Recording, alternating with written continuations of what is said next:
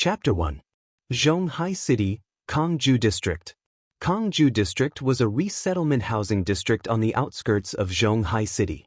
The living environment was not very good, and the neighborhood committee had long existed in name only. In addition, the district was built early. Therefore, even though many of the iron doors downstairs had rusted, and even locking the doors had become a problem, the iron doors were still not replaced. Xianxia stood at the entrance of the district in ragged clothes, watching a few children happily playing football in the garden.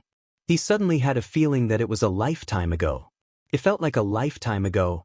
Yes, 500 years, 5 centuries was so long. It was as if she'd had a very, very long dream. It wasn't until she stood on solid ground and carefully felt the familiar surroundings that Xianxia felt like she'd finally woken up from that nightmare. Master once said that he had an obsession in his heart that he could not let go of, so this life could only end here. In this regard, Xianxia did not care at all. So what if his cultivation was high? Just to live for 1,000 more years? 10,000 years? Or even eternal life? He had long been tired of that world where in order to compete for cultivation resources, people resorted to all kinds of means, cheating and scheming against each other all day long. If it were not for this remaining obsession in his heart, Xianxia was afraid that he would not have been able to hold on and turned into a pile of yellow soil in that cruel world. Now that he thought about it, what was the difference between the so-called immortals and those beasts fighting for food in the chicken coop and pig pen? Earth was still the best, even the haze and exhaust made people feel comfortable, Xianxia thought happily, and could not help but laugh. A 4 or 5-year-old boy stood not far away, looking at the silly weirdo in front of him. Just as he was about to go forward and study this weirdo, a fat auntie quickly rushed out from the side, then grabbed the boy's ear and dragged him by the ear into the building. As she walked, the fat auntie scolded, "You are simply disobedient. How many times have I told you to stay away from these lunatics? Be careful that they don't catch you and eat you." After hearing the fat auntie's threat, the little boy was obviously scared. He quickly shrank into the auntie's arms and hid in the building under her protection. Xianxia stood at the side and silently watched the scene unfold in front of him. For the first time, he had an awkward expression on his face. He then lowered his head to look at himself and smiled helplessly.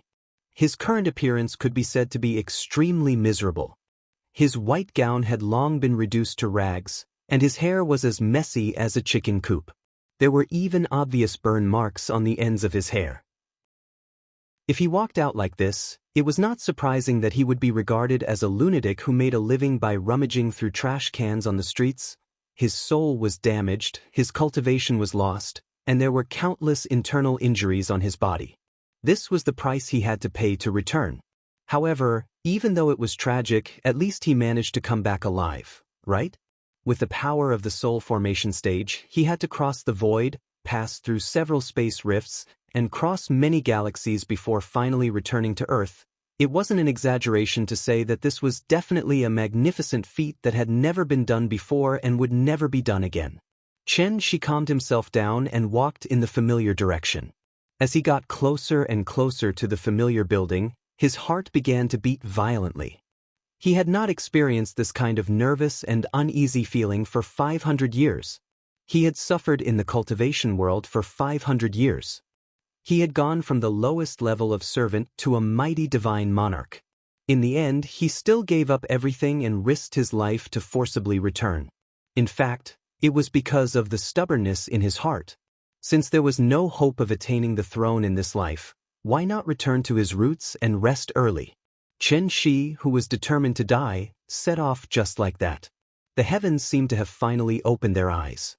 Originally, he thought that when he came back, he would only see everything in the past turn into mulberry fields.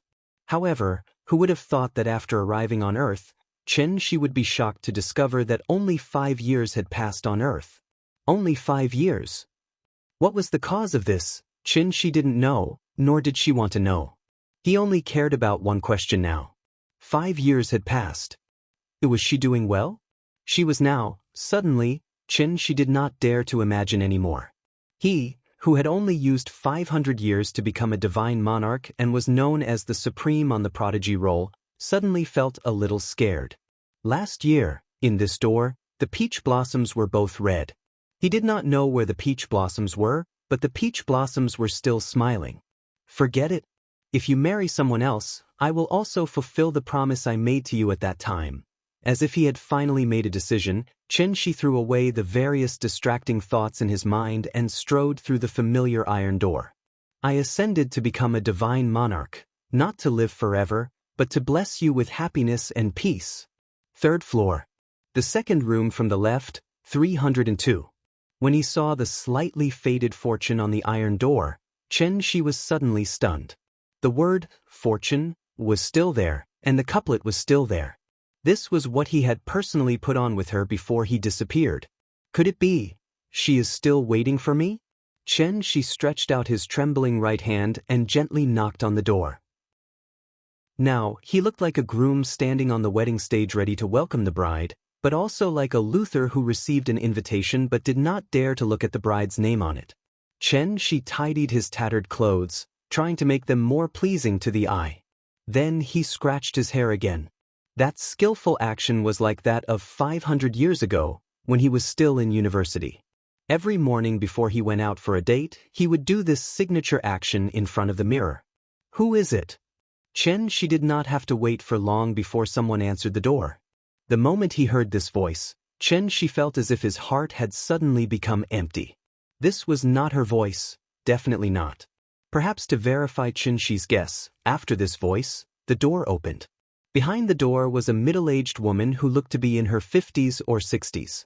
When the middle-aged woman saw Xianxia's tattered appearance, a trace of panic flashed in her eyes. She thought that a criminal was going to rob her house. What do you want? The middle-aged woman deliberately raised her voice and asked. She was a little scared of the person in front of her, so she deliberately spoke loudly to alarm the neighbors. Big sister, I am not a bad person. Xianxia helplessly took a few steps back, then he forced a smile and said, I used to live here, but after I left, my wife lived here alone. Auntie, do you know when she moved away? What? I have always lived here. I have lived here for several years. How come I have never seen you? Are you here to steal something? If you don't leave, I will call the police. Don't, I will go. Xianxia helplessly smiled, looked deeply at the door number above the iron door, and walked down the stairs unwillingly. It was impossible that he remembered wrongly, absolutely impossible. This was his home. At least, it used to be their home. The middle-aged woman hid behind the door, and after seeing Xianxia turn and leave, she relaxed a lot. Secretly looking at Xianxia's side profile, the middle-aged woman suddenly seemed to have thought of something. She quickly opened the door and rushed out. Hey, wait a minute. The middle-aged woman came in front of him, looked up at him carefully for a while, and felt that this person was very similar to the person in the photo. Suddenly, the middle-aged woman violently grabbed Xianxia's arms and said excitedly, It's you. Chen family's boy. You are finally back. You are Auntie Zhang? In the past, he had only seen Auntie Zhang from afar, so Xianxia did not have much of an impression of her. Fortunately, Auntie Zhang recognized him. How did you become like this? If it weren't for the photos left behind by the two of you, I wouldn't have recognized you today. Thank God I didn't chase you away. You are finally back. Where have you been all these years? Do you know how hard she has been waiting for you? Auntie Zhang pulled Xianxia and said excitedly. As she spoke, she seemed to have thought of something sad, and couldn't help but cry. Auntie Zhang, I am sorry, it's my fault, I didn't take good care of her. Looking at Auntie Zhang's appearance, Xianxia's heart ached for no reason. His heart, which had been as firm as a rock, also hurt. They had agreed to rely on each other from now on, but she didn't expect Xianxia to leave without a word. He had been gone for 5 years.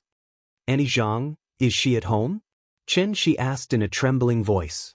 However, Auntie Zhang wiped her tears and said intermittently, She left, a long time ago. When she left, she didn't say where she was going, left. Although Xianxia had mentally prepared himself countless times, when he heard the news from Auntie Zhang, he still couldn't accept it. Just when Xianxia calmed down and wanted to ask Auntie Zhang for more details, a crisp voice suddenly came from upstairs. Grandma, what are you doing? Xianxia looked in the direction of the voice and saw a little girl, who looked about 4 or 5 years old, standing timidly on the stairs. Nian, look, your father is back. Auntie Zhang waved her hand and called the little girl over, then squatted beside her, pointed at Xianxia and said, Look, don't you want your father? Your father is back, quickly call him father. Xianxia was stunned. Looking at the delicate little girl in front of him, and then looking at Auntie Zhang's serious expression, he was dumbfounded. The little girl looked at Xianxia timidly, then under Auntie Zhang's encouragement, she nervously and uneasily called out, Papa. Xianxia's head suddenly exploded. Although the sound of Papa was very soft, it was like a thunderclap in his ears, making his hair stand on end. Papa! Not getting a response from Xianxia, the little girl called out again. But this time, she was not so scared, and there seemed to be a trace of expectation in her big bright eyes. She gave birth to a daughter for me? Xianxia suddenly squatted down and hugged his daughter. The loneliness, which had been hovering in his heart for 500 years, finally disappeared at this moment. A monarch of a generation actually shed tears at this moment. Chapter 2. The furnishings in the house hadn't changed much. Because of the little girl, the scattered picture albums and toys made the house look a little messy. Auntie Zhang couldn't stand Xianxia's sloppy appearance. As soon as they entered the house, she told him to take a shower and change his clothes. He had left the clothes 5 years ago. He didn't expect them to fit him so well. After a quick cold shower, Xianxia sat upright on the sofa and watched Auntie Zhang play with the child. Auntie Zhang had raised the child all these years, so the little girl was very tired of her. This made Xianxia very envious. He hoped the child would be so close to him. Tell Daddy your name. The little girl blinked. Her big watery eyes were full of questions. She didn't seem to understand why Auntie Zhang would ask such a question. So she asked in a childish voice, Wasn't Nian named by Daddy? Mommy named it, so Daddy doesn't know. Mommy said you have to tell Daddy yourself. But Daddy is back. Quickly tell Daddy your name. The little girl tilted her head and thought for a while. Then she looked at Xianxia and quickly said, My name is Nian. After saying that, the little girl burrowed into Auntie Zhang's arms. She seemed a little embarrassed. Auntie Zhang stroked Xianxia's little head. She looked at Xianxia and said helplessly, Silly child. You're always asking for Daddy. Now you're shy when you see Daddy, Nian. Was it because she missed him? Grandma is going to cook for you. Go to Daddy and let him play with you, okay? No, I want to play with Grandma. Nian shook her head. She grabbed Auntie Zhang with both hands and refused to let her go. Be good. If Grandma doesn't cook, we won't have anything to eat tonight. Let Daddy play with you. Auntie Zhang knew that this was a time for the father and daughter to be alone. So she carried Nian to Xianxia and placed her on the sofa beside Xianxia. The little girl was very sensible. Seeing that Aunt Zhang was really going to cook, she no longer pestered her grandma to play with her. After Aunt Zhang left, the little girl sat on the sofa. Her 2 slender legs dangled naturally from the sofa and swayed gently. Her big watery eyes stared straight at Xianxia. No one knew what she was thinking. Xianxia's eyes met hers, and he suddenly panicked. He didn't know how to face his own daughter. Would this sudden appearance of his father scare her? However, the thoughts of a child were obviously different from that of an adult. Nian looked at Xianxia for a long time. Suddenly, he lay down on the sofa and crawled to Xianxia on all fours. He reached out his hands and said in a childish voice, Papa, hug. Xianxia hurriedly turned sideways to carry Nian, but he was afraid that his clumsy hands would hurt the child. So, he could only stiffly stretch his hands under Nian's arms and try to lift Nian up little by little. At this moment, Nian suddenly threw herself on him and hugged his neck. She giggled. Papa is so silly. She gently hugged the soft and boneless body in his arms. He still felt like he was living in a dream. The little girl put her head in front of Xianxia and pouted. The other children have Papa and Mama. I'm the only one who doesn't. Papa, don't leave in the future, okay? Xianxia was stunned. Looking at the strange yet familiar little girl in his arms, he couldn't help but feel a warm current in his heart. Even after 500 years of wind and rain, His heart was as firm as a rock. At this moment, he couldn't help but soften under his daughter's expectant gaze. So, Xianxia couldn't help but kiss her forehead. He said gently and firmly, "Papa won't leave. I won't leave again. In the future, wherever Nian is, Papa will be there. Pinky promise." "Okay." Xianxia laughed and stretched out his fingers to make a promise with the little girl. Then, the little guy seemed to have suddenly thought of something and jumped down from Xianxia's lap in a flash. Xianxia didn't dare to stop her. He could only carefully follow behind to prevent her from falling. The little girl quickly ran out of the living room and ran directly to the master bedroom. She was only a little over 4 years old. She wasn't even as tall as the doorknob, so when she opened the door, she could only raise her hands and hang herself on the doorknob. Then, she released her feet and used her body weight to pull the doorknob open. Xianxia nervously followed behind her. After entering the room, he found that the furnishings of the room hadn't changed much compared with 5 years ago. It seemed that they hadn't moved at all. The little girl ran to the bedside table, picked up the photo frame on the bedside table with both hands, and then went back to Xianxia and raised the photo frame high.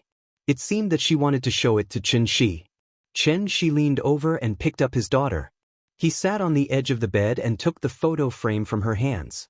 The man and woman in the photo frame were snuggling together sweetly. Like all couples in love, they returned to the place where they first met on a sunny afternoon, leaving behind the most beautiful memento. "This is Papa, this is Mama." The little girl happily pointed to the people in the photo and said, "Perhaps today was the most absent-minded day in Xianxia's life." When he saw the girl snuggling in his arms in the photo, it seemed that everything only happened yesterday. However, this yesterday was a whole 500 years to him. And for her, it was also 5 years. 5 years was enough for a girl to become a woman. "Papa's back. When will Mama come back?" The little girl held the photo frame and asked expectantly. Children were innocent and sensitive. In fact, she knew very well why others laughed at her as a wild child. Grandma often said that Papa and Mama had gone far away, so they couldn't come back to see her. She had been waiting for her Papa and Mama to come back. Then she could go to the zoo and amusement park with her Papa and Mama like other children. Now that Papa was back, Mama should be back soon, right? Soon, soon. Xianxia looked at his daughter's big watery eyes and replied affirmatively, "Nian, don't worry. Mama will be back soon. If she doesn't come back, Papa will take you to find her, okay?" But the little girl nodded her head heavily, and with a face full of joy, she burrowed into Xianxia's arms, then happily pointed to the photo frame and asked, "Papa, when Mama comes back, can you put me in too?" "Put me in it?" Xianxia touched his daughter's tender little face and replied very seriously, "Okay, when we find Mama, we will take another family photo and put Nian in it. And Grandma? All right, not a single one can be missing." After parting, the two places were suspended. I only knew it was March or April, but who knew it would be 5 or 6 years? The 7-string zither was played without heart, and the 8-line script could not be passed down. The 9 rings were broken in the middle, and I looked at the 10-mile pavilion anxiously. Hundreds of thoughts, thousands of thoughts, and all kinds of helpless complaints. Thousands of words and thousands of words were endless, and I was so bored that I leaned on the railing. On the 9th day of the month, I looked at the wild goose. In the middle of August, the moon was round, but the people were not round. In the middle of July, I burned incense and asked the heaven. In the dog days of June, everyone fanned me, and my heart was cold. In May, the pomegranate was brighter than fire, and the cold rain watered the flowers. In April, loquats were not yellow, and my heart was more confused. In a hurry, the peach blossoms in March turned with the water. In February, the kite string broke. Chapter 3. After dinner, Nian sat on the sofa and watched cartoons with relish. Xianxia took this opportunity to talk about the past with Aunt Zhang. "Not long after you left, Ying found out that she was pregnant. She even came to me specifically to talk about it." Aunt Zhang recalled and said in a deep voice, "Ying was born into a rich family. She had never suffered much. After you left, she was the only pregnant woman left. Even her life became a problem. So when Yen Yen was about to be born, I simply moved here to take care of the mother and daughter. Xianxia was silent. He could totally imagine that scene. A woman watched her belly grow bigger day by day, but she didn't even have anyone to rely on. Buying groceries, cooking, washing clothes, cleaning and tidying up. These seemingly simple chores were not easy for a pregnant woman. Before the child was born, she had already become a single mother. Who could understand her feelings at that time? The more Xianxia thought about it, the more his heart ached. He suddenly felt that there was a stuffy feeling in his heart that he had nowhere to vent. Later, Yen Yen was born. The family's expenses also increased. Seeing that there was no income coming in all day, she became very anxious. So, she went out to find a job and worked overtime all day. She was so tired that she almost went out of shape. Speaking of this, Aunt Zhang suddenly glanced at Xianxia, then sighed and said, "I'll tell you the truth." When she went to work, the entrance of this house was full of luxury cars all day long. All of them were men who were chasing after her. They were so noisy. A few of them even fought because they wanted to enter the house. The neighbors were all complaining. "Actually, I saw that those people were all better than you. The mother and daughter were orphans and widows. If she could find one of them to marry, it would be good for her and Yen Yen. So, I repeatedly asked her to consider it, but that girl was also stubborn. Every time I mentioned this, she would get angry. I don't know if she was bewitched by you. You, the heartless man, ran away without a word, leaving her alone to suffer." Hearing this, Xianxia could only smile bitterly. That night, he worked overtime until very late. When he came back, it was raining heavily. He was running on the street when he was suddenly struck by lightning and fainted. When he woke up again, he was already in the heavenly jade world billions of miles away, which was also the legendary Immortal Cultivation world. Xianxia thought about it carefully. There were several galaxies between Earth and the heavenly jade domain.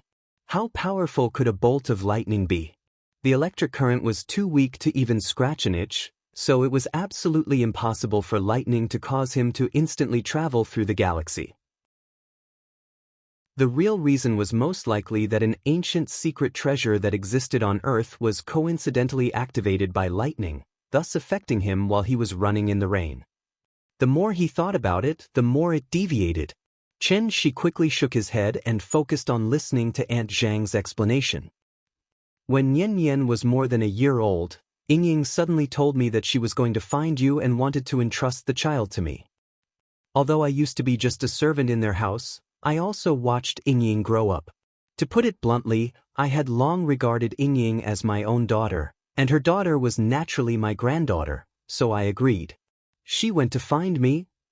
"Yes, and then I never saw her again. Did she go home? Aunt Zhang, can you tell me where her home is? I'll go find her." Xianxia was a little anxious. They were together for 5 years, but in those 5 years, she never mentioned her family, nor did she say where her home was. Every time Xianxia asked, she would be a little unhappy. Later, Xianxia didn't dare to ask again. "I can't tell you." Aunt Zhang shook her head and sighed. Before she left, she said that if you came back and she didn't, then you shouldn't go out to find her and don't go to her home, because she won't go home. Why? Xianxia was a little confused. "Sigh, don't ask." In short, her family matters are very complicated. "I can't tell you." Aunt Zhang glanced at Xianxia as if she felt that it wasn't a good idea to be perfunctory, so she explained, "Besides, with her personality, if she decided to go home, she would definitely come back and bring Yen Yen with her. But now Yen Yen is 4 years old, and she hasn't come back, so I guess she's probably still looking for you all over the world." "Looking for me? What can she use to find me?" Xianxia shook his head with a bitter smile. At this time, the little girl just finished watching an episode of the cartoon and then excitedly jumped into Xianxia's arms, interrupting the conversation between the two. "Let's not talk about Ying for now. This little girl in front of us is the most important thing." Aunt Zhang saw that the little girl and her father were much closer, and said with satisfaction, "I originally planned to wait until this year's New Year. If the two of you didn't come back, I would take Yen Yen back to my hometown. My granddaughter has grown up, and the two of them are busy with work and don't have time to take care of the child, so I have to go back and help them take care of the child. Hearing this, Xianxia couldn't help but look at the lively and cute little girl in his arms, and then looked at Aunt Zhang very seriously and said, I'm grateful to have you all these years. I can't thank you enough. I will definitely remember this kindness in my heart. If it weren't for Aunt Zhang, Xianxia didn't dare to imagine what kind of life his wife and daughter would be living. How could such a great kindness be repaid with a simple, thank you? Don't say these things.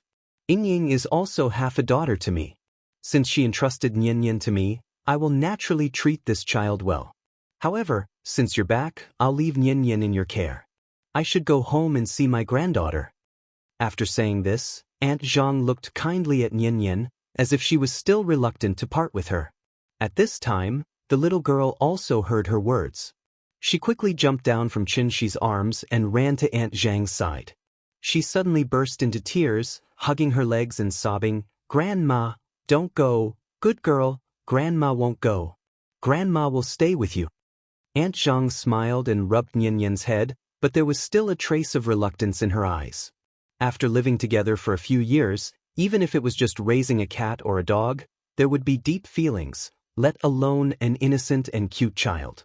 After coaxing the little girl, Aunt Zhang hugged her and said to Xianxia earnestly, I won't ask where you've been these years, but looking at your appearance when you came back, I guess you didn't have a good time these years. You can say that. Anyway, it's a long story, Xianxia nodded. In his heart, he had already vaguely guessed what Aunt Zhang was going to say. Actually, I don't really want to leave the child with you because I'm worried. But after all, you're her father. As an outsider, I can't interfere too much. So, I can only hope that the previous things have passed. When you come back, you can understand one thing. At this point, Auntie Zhang paused, looked at Xianxia and said seriously, You're a father now, I hope you can really understand the meaning of the word responsibility. Don't be like 5 years ago, okay? Responsibility. Xianxia suddenly felt that this word was a little heavy. Chapter 4. After 5 years, when Xianxia slept on the bed that belonged to them once again, it was as if she could still smell her lingering scent, so she slept especially soundly. Perhaps it was because he hadn't slept for hundreds of years, but he slept very soundly. When he woke up, the little girl was already lying on the bed, waving a roll of silk thread at the tip of his nose. Achoo! Xianxia cooperated with her and sneezed loudly. The little girl immediately giggled. Seeing his daughter's excited expression because of her successful prank, Xianxia couldn't help but feel warm. He hugged her and kissed her little face. Papa's bad. The little guy who was sneak attacked seemed to be a little shy. He pushed Xianxia away and quickly ran out of the room. This kind of morning made Xianxia very comfortable. He liked this feeling. It was as if he had walked from winter to midsummer in one night. At the moment of dawn, he finally returned home. Xianxia quickly put on his clothes and got up. Just as he walked out of the room, he saw Aunt Zhang coming out of the kitchen with a plate. Xianxia smiled and greeted her. Aunt Zhang laughed and said to him, Nianyan has squeezed the toothpaste for you. Hurry up, it's time for breakfast. Xianxia walked into the bathroom. There was a yellow cup on the sink. A new toothbrush with toothpaste was lying quietly on the cup. This was the toothpaste that his daughter had squeezed out for him. A warm feeling instantly rose from his heart. It was so sweet that it felt like honey. Comfortable. So damn comfortable. As Xianxia brushed his teeth, he fiercely sighed with emotion about life. Their house wasn't big, only about 70 square meters. There were 3 rooms, 1 living room, and 1 bathroom. It was a small apartment with a 2nd bedroom. The study was converted into a children's room, but Chen Yan usually slept with Aunt Zhang. Because the house wasn't big, there was no dining room. Meals were usually eaten on the coffee table in the living room. When Xianxia came to the living room, the little girl was already holding the bowl and gulping down the porridge. Whenever she ate the porridge, there would always be some water droplets at the corner of her mouth, so Aunt Zhang could only stay by her side and let her eat slowly while wiping the corners of her mouth with a tissue. Look at this child. She's already 4 years old, but she still doesn't eat properly. You have to keep an eye on her. Auntie Zhang seemed to be blaming the little fellow, but the expression on her face betrayed her. Looking at her nervous expression, she was probably afraid that the little guy would choke while eating. The three of them finished their breakfast in a happy atmosphere. When Xianxia helped Aunt Zhang clear the table, he brought up his current idea. "Auntie Zhang, I want to go out later and see if I can find a suitable job." Hearing this, Aunt Zhang was suddenly overjoyed. She looked at Xianxia and said happily, "It's good that you can think like that. Go, the child should go to kindergarten. In the future, the family's expenses will get bigger and bigger. As a father, you should experience the pressure Ying had at that time." Xianxia touched the tip of his nose, seeming to be a little embarrassed by Aunt Zhang's words. He didn't know how much money Ying left for Aunt Zhang when she left, but Xianxia guessed that it wouldn't be too much. After all, the two of them had just bought this house before he disappeared. Even if Ying went to work after that, she probably wouldn't be able to save too much in just 1 or 2 years.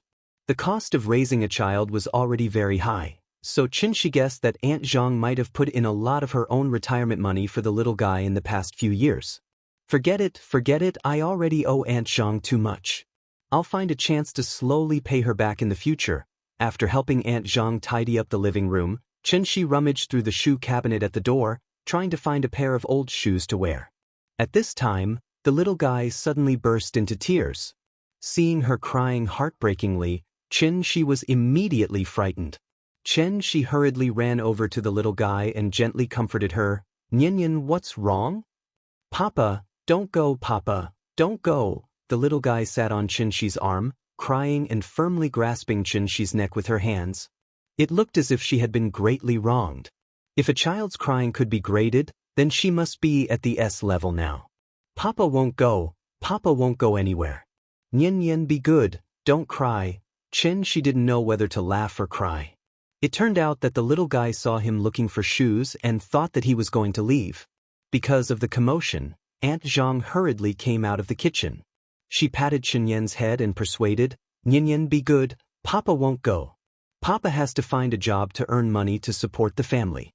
If Papa doesn't go, you and Grandma won't have food to eat." As she spoke, Aunt Zhang wanted to take Xianyan from Xianxia's arms. But for some reason, the little guy didn't want to come down. Her 2 hands were firmly wrapped around Xianxia's neck, and her little head was buried in Xianxia's neck. She cried at the top of her voice, "Papa, don't go. Papa won't go, Papa won't go." Seeing the little guy flip out, Xianxia had no choice but to sit on the sofa with his daughter and comfort her in a low voice. Aunt Zhang kept persuading the little guy, and Xianxia kept emphasizing that he wouldn't leave. After a while, the little guy slowly calmed down. Seeing that she was no longer crying, Aunt Zhang took out a hot towel from the bathroom and wiped her face. Then she coaxed and pulled her from Xianxia's arms. "Nian, be good, Papa won't go. Look, the parents of the other children have to go to work. How can your Papa not go to work? The adults go to work to earn money so that the children can eat, understand?" "Yes." The little guy seemed to have thought it through. She nodded, then grabbed Xianxia's hand and said reluctantly, "Papa has to go to work. I'll wait for Papa at home, good girl." Aunt Zhang patted the little guy's head, then signaled Xianxia with her eyes. Xianxia stood up, pinched Nian's little face, and said with a smile, "Then Papa will go to work." "Nian, what do you want? Papa will buy it for you." "I don't want it. I want Papa." The little guy shook her head, seeming to be worried that Xianxia would not come back. "Then Papa will come back to accompany you as soon as possible after work, okay?" "Okay." After a lot of effort, Xianxia finally went out of the door in the little guy's reluctant eyes. Xianxia used to have a habit, that was, he didn't like to carry his documents with him. Because he often accidentally lost his documents, and it was very troublesome to replace them, he usually left his ID card, bank card, driver's license, and other documents at home unless it was necessary. He didn't expect that this habit would save him a lot of trouble now. Looking at the ID card in his hand, Xianxia walked out of the building. But after stepping out of the door, he couldn't help but feel troubled. Make money. Chapter 5. With a few dozen yuan of change from Aunt Zhang and an ID card, Xianxia walked out of the Kongju community in a daze. This was not the Tianxian world. Money naturally did not fall from the sky. Other than stealing and robbing, what else could he do to earn money fair and square? He majored in computer science in university. After graduation, he directly became a programmer. From an annual salary of 100,000 yuan, he slowly worked his way up to 200,000 yuan, which was enough to support the entire family. But now 5 years had passed. Not to mention whether his technology could keep up with the times, just the frequency of working overtime was enough to make Xianxia start to retreat. Aunt Zhang would leave sooner or later. If he worked overtime every day, who would take care of the child for him? Besides, he couldn't bear to leave the little guy alone at home. So after some consideration, the option of working was directly ruled out by Xianxia. Getting on a bus to the city, Xianxia planned to think about it on the bus. If he knew that life on Earth was so difficult, he would have brought a few gems when he returned. Now that he sold them, it was probably enough for him to buy several houses. His cultivation was lost, his soul was damaged, and except for an unparalleled physical body, he seemed to have nothing to offer now. In fact, there were many ways to get rich overnight, but they were all written in the criminal law. Since he had decided to return to the life of an ordinary person, not stealing, robbing, and not doing anything illegal naturally became Xianxia's current principle of conduct. Or, find a corrupt official to rob the rich and give to the poor? Anyway, the corrupt official did not dare to call the police. Or rob the underworld. Cleaning up the scum of society was also a contribution to society, right? If not, he could go to the Middle East as a mercenary and do a big job directly? He had always heard that the situation in the Middle East was quite turbulent. Being a bodyguard should be quite profitable? As she thought about it, Xianxia's train of thought began to deviate. It was no wonder, after all, he had lived in the Tianxian world for 500 years. There was no rule of law in a world where the strong preyed on the weak. He was used to fighting for everything he wanted with strength. Suddenly returning to Earth, he was really not used to this society. He was like a prisoner who had been locked up in prison for many years, only to realize that he was out of touch with society the moment he was released. After thinking for a while, Xianxia suddenly realized that there was something wrong with his thoughts. In any case, he was a father. No matter what, he had to live openly in this society and set a good example for his daughter. Forget it, I'll think about it carefully. As long as he earned his first bucket of gold, perhaps he could consider starting a small business with Nian. The bus drove from the outskirts of the city to the city. Along the way, it was as if they had come from the countryside to the city. The buildings on both sides of the street were getting taller and taller, and the cement road had turned into an asphalt road at some point in time. Rows upon rows of cars were waiting for the traffic lights, and the platform on the side was still bustling with activity. Xianxia was very familiar with every street, every building, and even every bus stop. Everything seemed to be the same as 5 years ago. Not much had changed. Next stop, City 2 Hospital. Passengers who wish to alight, please line up at the back door. At another stop, the bus slowly stopped by the side, and the broadcast in the bus sounded again. The moment he heard the broadcast, an idea suddenly popped into Xianxia's mind. He hurriedly squeezed to the back door of the bus and got off with the crowd. After getting off the bus, Xianxia looked back at the bus. Sure enough, the bus that was packed like a sardine tin was instantly emptied. There were even a few empty seats. Clothing, food, housing, transportation, medical care, education, medical care. As the holy land of cultivation, the Tianxian world's spiritual energy was naturally extremely rich. Therefore, even mortals with no aptitude at all could be immune to all diseases and live a long life. Xianxia's thought process made him forget that he could make money through medical treatment. Once he figured it out, his mind naturally became active. Saving a life was better than building a 7-story pagoda. Doing good deeds could also supplement his own pockets. This business was definitely doable. Thinking of this, Xianxia stood at the entrance of the second hospital and began to size up everyone who entered and left the hospital. Naturally, he was not needed for common colds and fevers. However, terminal diseases such as cancer and AIDS could not be treated with his current state of cultivation.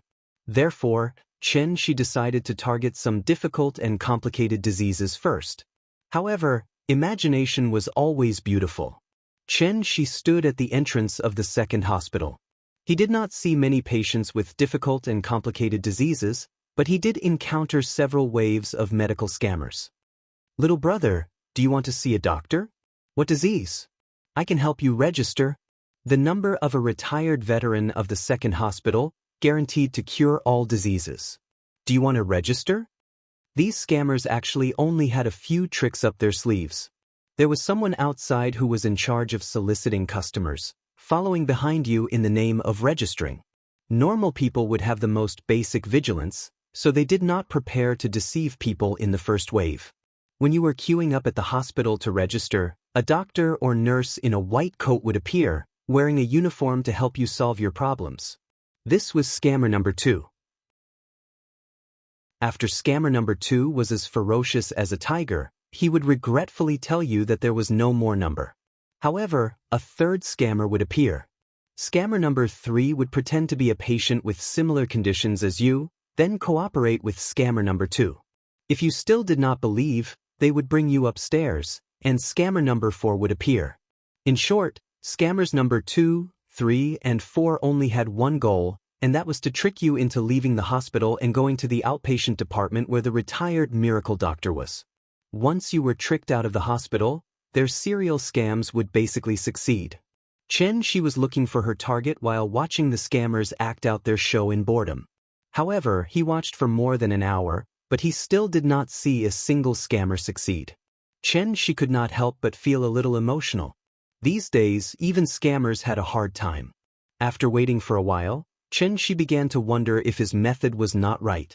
Even if he encountered patients with difficult and complicated diseases, people might not necessarily believe him if he waited at the entrance of the hospital like this. Not to mention that he was not famous, he looked like a young man in his 20s. He did not look like a sage-like old miracle doctor at all. Even if he was a miracle doctor, who would believe him? Why not see the doctor first and pay later? He was afraid that before he could say this sentence, others would have already started to chase him away with brooms. Worry, what should I do? Xianxia was thinking about how to make himself famous when suddenly, he saw a man and a woman walking out of the hospital. The woman was in her 20s. She had an outstanding temperament and was dressed maturely. She was wearing a tailored black gauze dress. Her 2 snow-white long legs swayed faintly under the gauze, rippling with a myriad of emotions. She was so enchanting, but had a pair of eyes that were as clear as autumn water. It made people unable to have any blasphemous thoughts. Her temperament was like an iceberg, making people not dare to approach her. They could only stand at a distance and silently sigh. What a devastatingly beautiful woman. However, although this woman was beautiful, Xianxia's gaze was always on the man.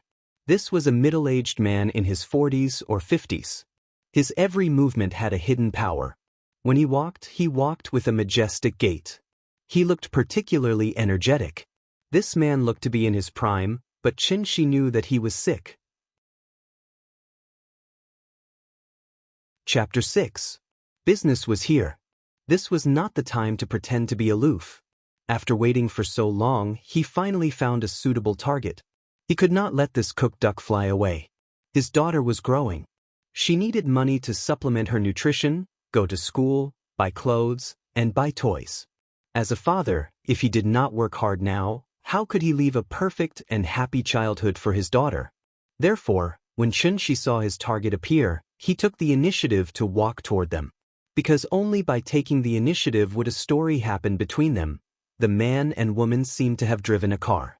After leaving the outpatient department, they turned around and walked to the parking lot behind the outpatient department.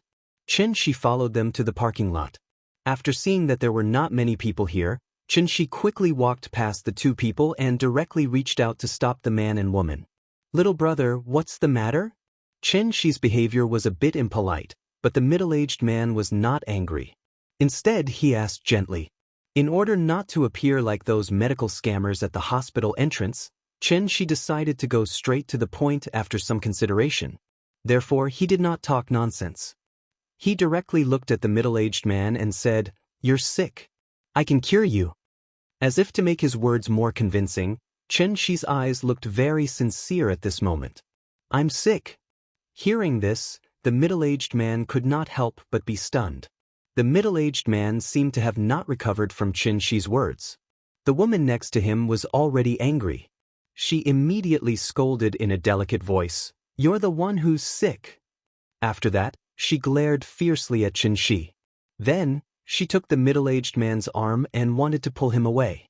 "Dad, let's go. Ignore these lunatics." "Hey, wait, you're really sick? I'm not lying to you." Xianxia ignored the woman. He stopped the middle-aged man again and said with a sincere face, "A dignified monarch god had to take the initiative to attract customers on the street in order to make money.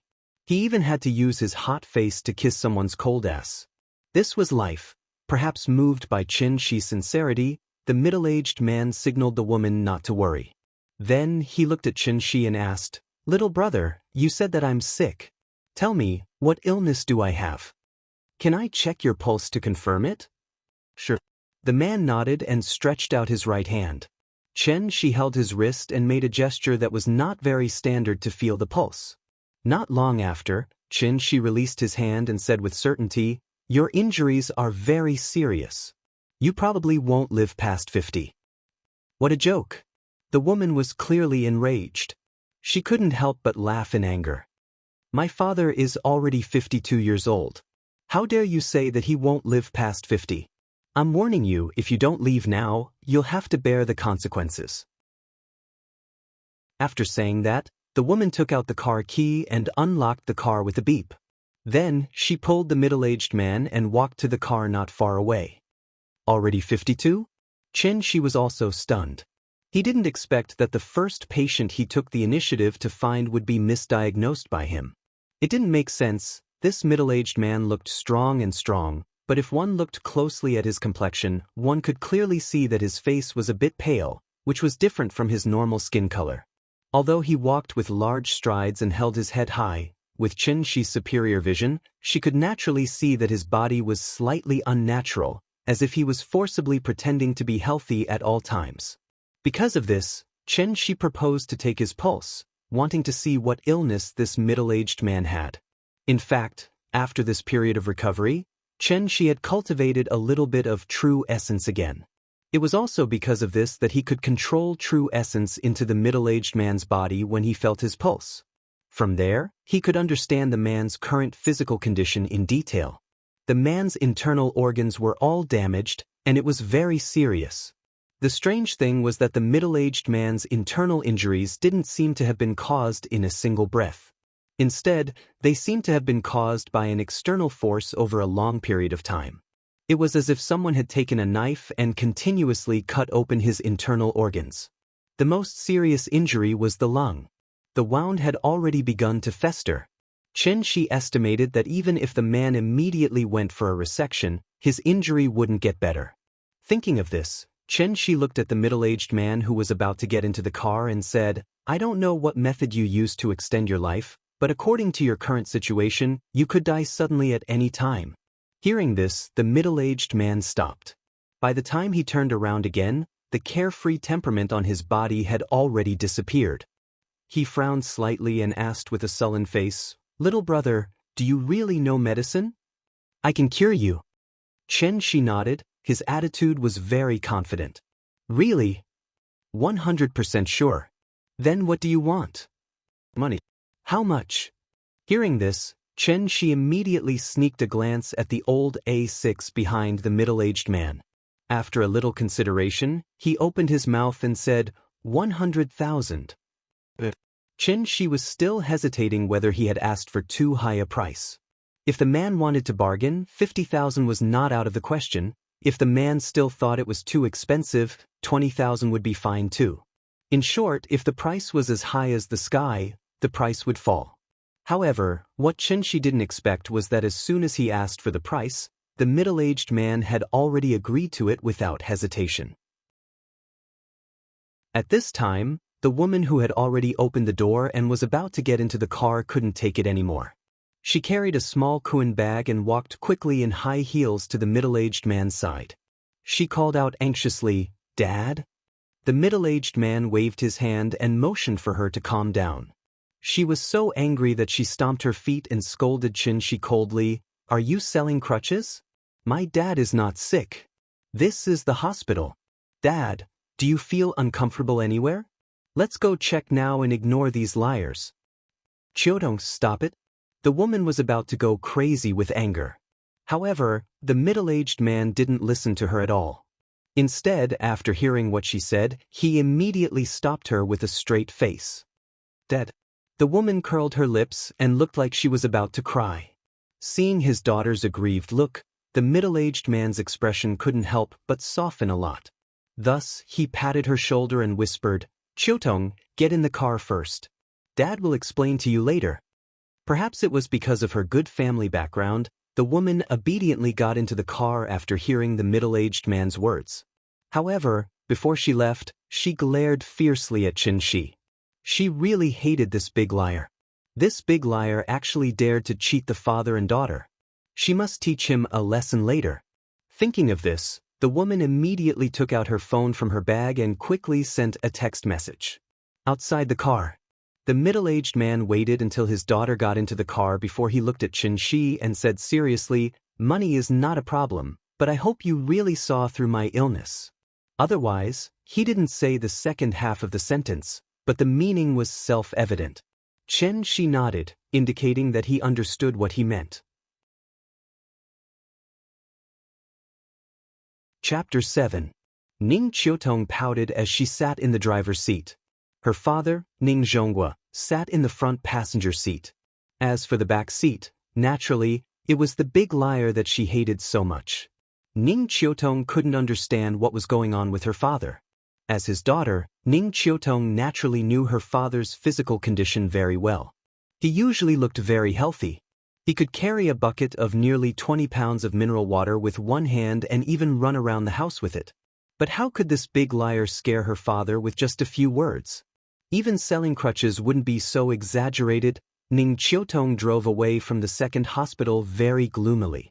Then, under Xianxia's command, she reluctantly drove to the nearest Chinese medicine shop. After she parked the car, Xianxia said to Ning Zhonghua, "I'll give you a prescription first. It can temporarily relieve your condition." After that, Xianxia stretched his hand over the center armrest and spread his left hand directly in front of Ning Chiotong. "What?" Ning Chiotong sat in the seat angrily. She originally wanted to wait for Xianxia to get out of the car and then persuade her father not to believe this liar. She didn't expect that the big liar didn't get out of the car immediately. Instead, he suddenly stretched out his hand, which suddenly scared her. "Give me some money. Buying medicine costs money. I don't have any money on me," Xianxia said as a matter of course. After Ning Chiotong heard his words, she suddenly felt that she was going to faint. When she was about to scold this big liar, Ning Zhonghua suddenly opened the front passenger's drawer, then took out a stack of money and handed it directly to Xianxia. Xianxia took the money and waited. It was estimated that this stack of money was exactly 10,000 yuan. "It should be enough. Wait for me." He didn't hesitate and directly took the money and got out of the car. Ning Chiotong stared at Xianxia firmly. She finally withdrew her gaze until he walked into the pharmacy. Looking at her vigilant look, she was probably afraid that Xianxia would run away after getting the money. "Dad, what's wrong with you? That kid is obviously a liar. How can you even believe such a child's play?" Seeing that the outsider had left, Ning Chiotong could not help but complain to Ning Zhonghua. "He's not a liar." Ning Zhonghua shook his head. He couldn't help but laugh when he saw his daughter's sorrowful appearance. He comforted her. "Chiotong, actually, this little brother is right about one thing. I really can't live past 50 years old." "Dad, you're already 52. It's impossible for me to remember your birthday wrong." Ning Chiotong immediately became anxious. Dad even forgot how old he was this year? Could it be that this big liar used some kind of drug? Or was it some kind of hypnotism? Was that why his father believed him? Oh no, what to do? Ning Chiotong was as anxious as an ant on a hot pan. She couldn't help but let her imagination run wild. The more she thought about it, the more outrageous it became. Meanwhile, Ning Zhonghua was thinking about whether to tell his daughter everything, so he did not immediately explain. The car was quiet for a while. Ning Qiutong took out her phone to call the police because today's bizarre experience was completely beyond her understanding. However, at this moment, Ning Zhonghua sighed deeply and said, "Qiutong, do you remember that I left for a period of time 3 years ago?" Ning Qiutong thought for a while and replied, "I remember that you went abroad for a long period of time 3 years ago. I think it was to talk about investment. However, didn't that thing fall through in the end?" Hearing this, Ning Zhonghua fell silent. After seriously thinking about it, he decided not to tell his daughter for the time being. Thus, looking at the extremely anxious Ning Qiutong, he suddenly asked in a serious tone, "Qiutong, if I could buy my life back for 100,000 yuan, would you be willing?" "Dad, if it could really make you live a long life, I wouldn't even blink an eye, even if it was 10 million or 100 million yuan. But look at him. He's obviously a liar. How could you even believe the words of a hooligan like him?" Ning Qiutong was very angry. This was not a matter of money, but because she always felt that her intelligence was being insulted. "I understand what you mean." Ning Zhonghua turned sideways and reached out to pat the back of Ning Qiutong's hand. Then, he said seriously, "I don't completely believe him, but I have to believe him. I even hope that he didn't lie to me from the beginning to the end, because I can't afford to gamble.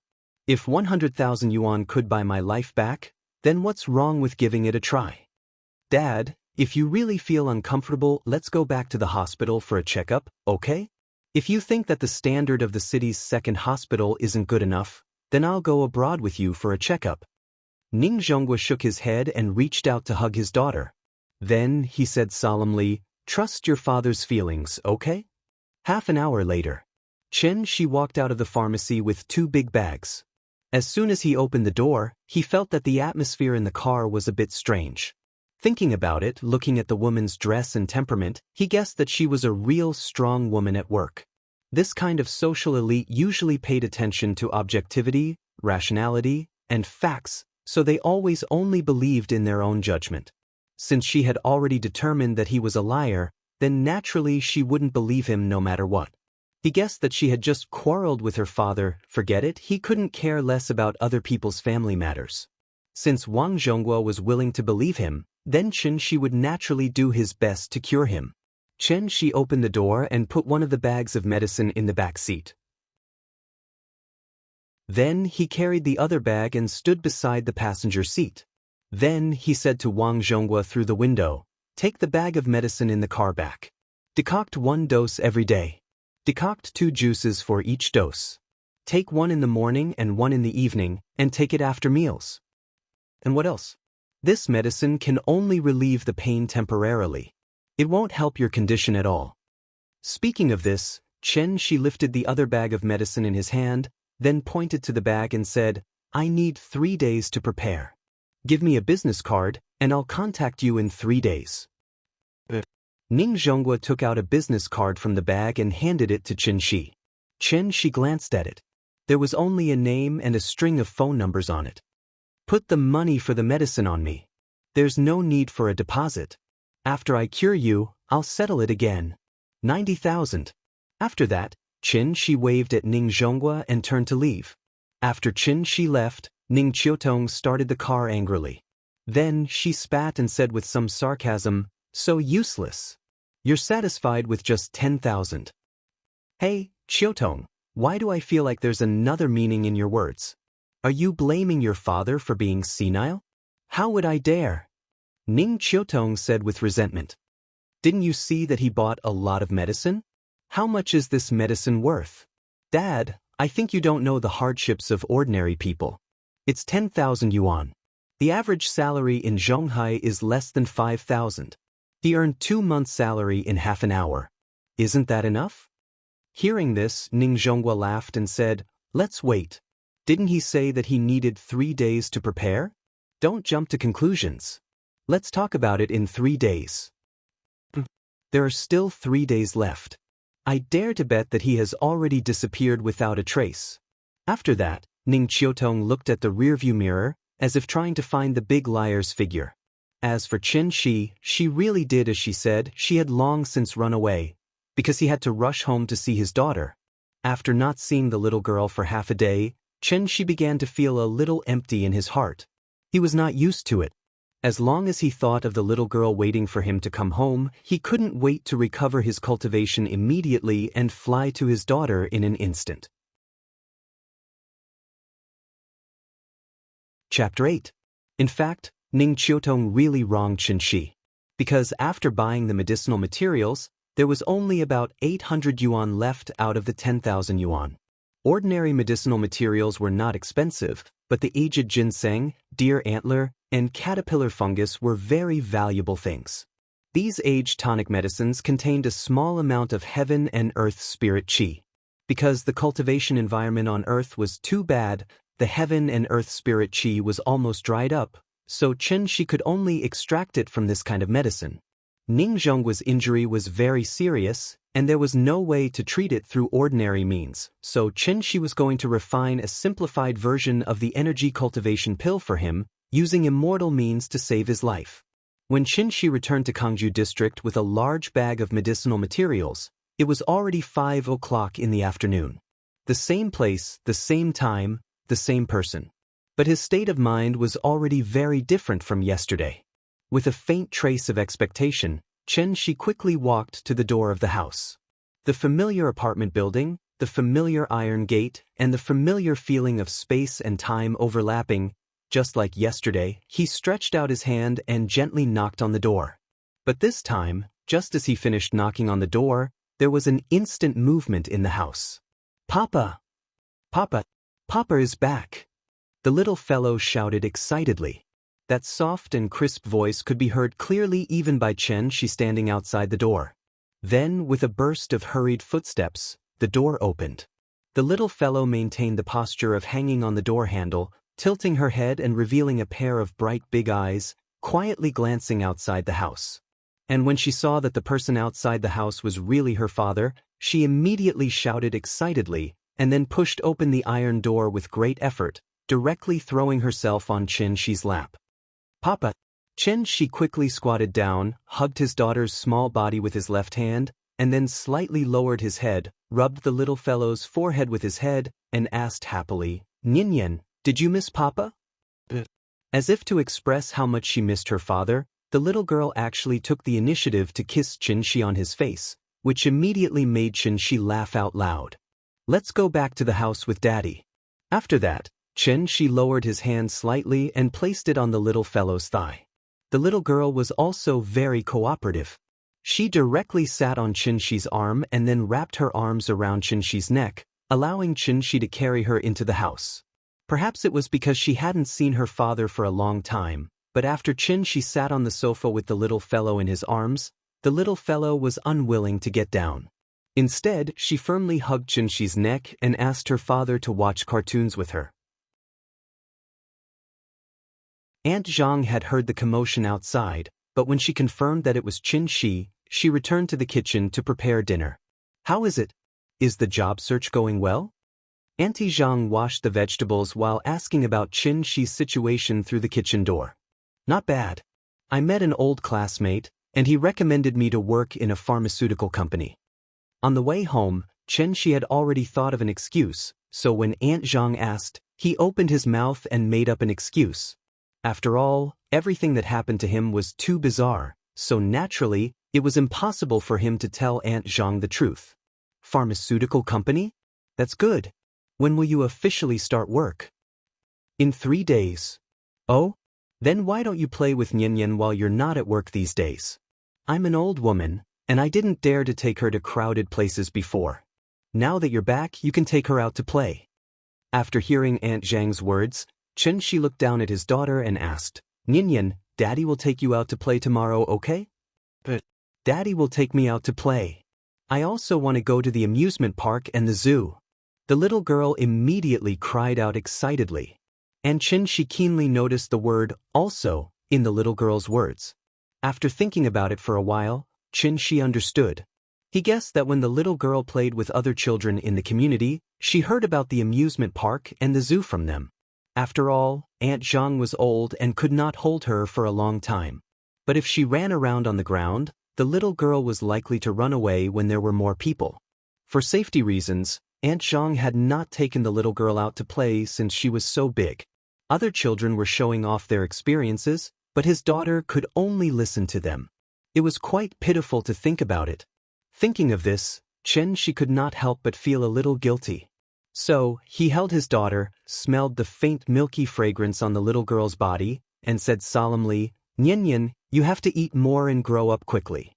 When you grow up, Daddy will take you to pick the stars and the moon, okay?" "But, Daddy, take me there."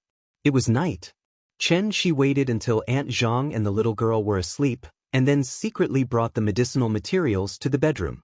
He was going to refine the foundation elixir, a kind of elixir that was very common in the Tianxian world.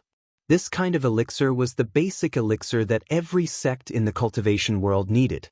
It was mainly used to improve the physique of new disciples, and at the same time, to repair the old diseases in their bodies, so as to help them quickly accumulate the spiritual energy of heaven and earth and officially enter the Immortal sect. Alchemy was a technical job, and it was very particular about the heat, the prescription, and the time to put the materials. Xianxia had lost his cultivation. Although after a few days of hard work, he had painstakingly accumulated a trace of true essence, but he still could not release the simplest magic, and naturally could not use any exquisite fire control magic. But fortunately, the grade of the foundation elixir was too low, and it did not even require any complicated alchemy techniques.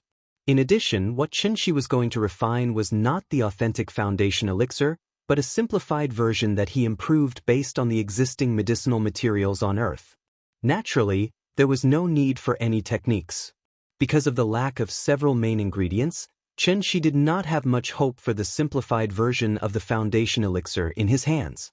If the elixir could have 1/10 of the effect of the authentic foundation elixir, then he would be satisfied.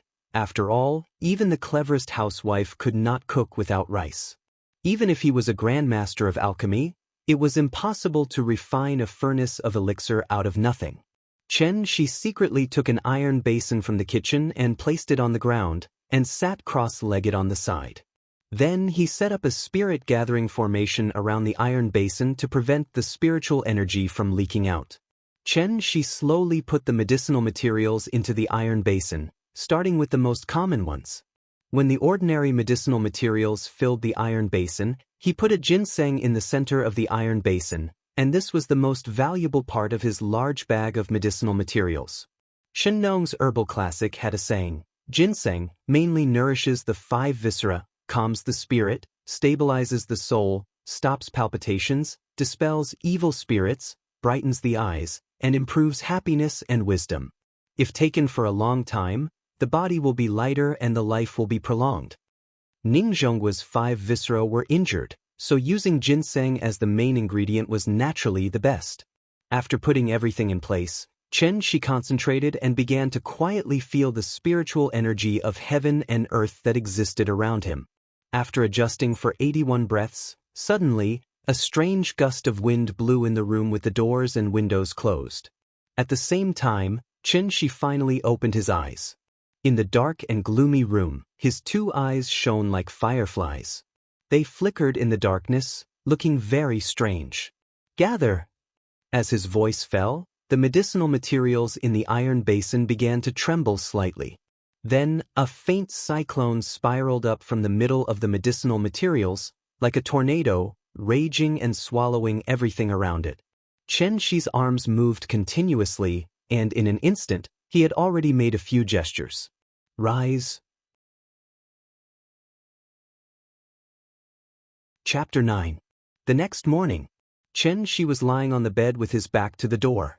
The little fellow quietly opened the door handle, glanced at Xianxia's back, and then tiptoed to Xianxia's bedside. She took a feather pulled out from the feather duster, walked to Xianxia, and put the feather to the tip of Xianxia's nose. But at this time, Xianxia, who had been closing his eyes, suddenly opened his eyes. "Wow!" Xianxia was about to pounce on her. The little fellow was obviously startled by him, and her small body could not help but tremble. Then her mouth was crooked, and her face was full of grievance and fear. Her eyes were red and she was about to cry. Seeing this, Xianxia immediately knew that something was wrong. He knew that this joke was a bit too much. Don't cry. There's something behind you. Xianxia suddenly sat up from the bed, took the little fellow into his arms, and then gently lifted her into his arms. He pretended to be mysterious and said to her, "There's something moving on the window. Look, it's still moving. It's coming. It's coming." The little fellow was obviously frightened by him. Lying on Xianxia's shoulder, her small body trembling slightly. She did not dare to move or look back. For a moment, she even forgot to cry. Xianxia secretly glanced at the little fellow and found that she was lying in his arms, so he whispered to comfort her, "Don't be afraid, Papa will protect you. Look, it was scared away by me." Under Xianxia's constant encouragement, the little fellow slowly turned around and carefully glanced at the window, only to find that there was nothing there. The sun was shining brightly outside the house, and a 20-year-old elm tree was swaying gently in the breeze. The early morning sun passed through the window of the room and sprinkled a rectangular golden light spot on the cement floor. Through the light, countless floating dust could be vaguely seen, moving and swaying in the slightly slanted light. The little guy sat in his father's arms in a daze, like a delicate porcelain doll, infinitely lovable. Just like that, a storm was resolved by Xianxia. Xianxia rubbed his daughter's head lovingly and asked with a smile, "Nian, do you want to go to the amusement park or the zoo? Everyone wants to go. You can only choose one today." "Oh, then I want to see a panda." "All right, let's go." Xianxia lifted her daughter high up in the air, making the little girl giggle. After breakfast, Xianxia was ready to take the little fellow out, but at this time, she clamored for her grandmother to go with her. Aunt Zhang was getting on in years, and it was inevitable that her stamina could not keep up. Therefore, she did not want to walk too much or go too far. Thus, the little fellow was unhappy. After crying for a while, Xianxia and Aunt Zhang finally calmed her down. Before leaving, the little fellow asked her grandmother what she wanted. She would bring it back for her grandmother later, which immediately made Xianxia and Aunt Zhang burst into laughter. This little girl was really smart. Xianxia had just said something to her yesterday, and today she was already nimbly applying what she'd learned. Outside the door, the little fellow did not want to walk by herself, so Xianxia carried her with one hand and walked out of the community. At this time, a big sister carrying a vegetable basket saw the father and daughter. "Nian, where are you going?" The big sister was talking to Nian while looking at Xianxia vigilantly. She carefully looked at Nian's expression and movements, and then looked at Xianxia. Seeing that Nian was very affectionate to Xianxia and did not look like a bad person, she was relieved. "The zoo." The little fellow seemed to know the big sister, so she happily sat on Xianxia's arm, straightened up and said proudly, "Papa, take me to the zoo. I want to see the pandas." After hearing Nian call her father, the big sister completely dispelled the doubts in her heart. She turned to look at Xianxia and said with a smile, "So you are Nian's father? Are you taking your daughter to play?" "Oh yes." Xianxia nodded with a smile. Although he did not know the big sister in front of him, he could see that she cared about Nian. "I haven't seen you before. Are you working in the field?" "Yes, I just got home a few days ago." "Oh, then I won't bother you. If you have time, spend more time with your daughter. Nian is very cute." The big sister waved her hand and said goodbye to Xianxia and Nian. Xianxia also understood the meaning of her words, so he smiled and said thank you to her. Although the people living in this community were not rich and the security environment was very poor, there was one thing that those high-end communities could not compare with. That was the care and help of neighbors. Maybe it was because the little fellow basically had not been far away, so when Xianxia took her to take the bus, the little fellow constantly pointed at the surrounding and kept asking her father what those colorful things were. The little girl was indeed a little cute. Her fair little face had a faint pink tint to it, making her look like a porcelain doll carved out of jade. Coupled with her pair of big watery eyes, she was simply adorable enough to melt everything around her. Several girls who got on the bus halfway could not help but exclaim when they saw the little fellow for the first time. They surrounded her and wanted to take a photo with her. For this kind of kind request, Xianxia would not refuse. Because the little fellow was held by her father, she was not so afraid of strangers. Instead, she was very polite and called her sister. Suddenly, Several girls were overflowing with love and shouted that they must have a daughter in the future. Zhonghai Zoo was located near Zhonghai Airport, covering an area of more than 700,000 square meters. It was one of the best urban zoos in the country. Because today was Thursday, there were not as many tourists here as there were during the holidays. Xianxia got off the bus with Nian in his arms. As soon as they came to a spacious square, the little fellow became excited. "Papa! Sun Wukong!" The little fellow pointed at a guy dressed as Sun Wukong and immediately shouted happily. The person pretending to be Sun Wukong seemed to have noticed the little fellow and immediately walked toward Xianxia. He did not speak and kept posing around the little fellow, making the little fellow giggle. After a while, Sun Wukong may have felt that the time was enough. He took out a sign from his waist on which was written, 20 photos. Seeing this, Xianxia could only shake his head helplessly. It was not because he did not like these people who pretended to be dumb and forced to make money, but because he had not bought a mobile phone yet. In this era, there were no mobile phones, even taking photos could not be taken, so he could only take Nian to get rid of Sun Wukong's entanglement and went directly to the ticket hall. The little fellow was only 4 years old and less than 1.2 meters tall, so even the ticket price was saved. Xianxia's adult ticket was only 40 yuan, which was already very generous. Entering the zoo, the first thing they saw was a large science education hall, where various model specimens were displayed, as well as some simple animal evolution science. The little fellow was not interested at all. After entering the door for a while, she was already shouting that she wanted to see a live panda. The panda, as the star of the zoo, was generally arranged in the deepest part of the park, so Xianxia could only take the little fellow and follow the crowd to see one by one. This is an orangutan. This is a monkey, elephant, hippo, giraffe. Along the way, the little fellow could accurately call out the name of each animal, presumably because she often looked at children's picture books. After finally seeing a live animal this time, the little fellow became more and more excited. In order to let her see more clearly, Xianxia picked her up and let her sit on his shoulder. This was the first time the little guy had experienced such an experience, and he immediately cried out in excitement. "Ride the horse, right? Ride." The little fellow opened her arms and kicked her small thin legs randomly. Seeing this, Xianxia also opened his arms, took her hand from bottom to top, and then took her to run on the ground quickly. Chapter 10. Happy time always passed so quickly. Xianxia took Nian to visit all the zoo. When they came to the exit, it was already 2:30 in the afternoon. "Papa, I'm hungry." The little fellow touched her shriveled belly and said with a pout. At this time, Xianxia suddenly woke up. He could not eat or drink, but the little fellow could not. He was so happy playing with the little fellow that he did not notice that it was already past the meal time. "Nian, what do you want to eat? Papa will take you there." "I want to eat Kentucky Fried Chicken," the little fellow said happily. But after saying that, her voice immediately lowered, and she whispered timidly, "But Grandma doesn't allow me to eat it. She said that those things are bad for health." "Oh? Is that so?"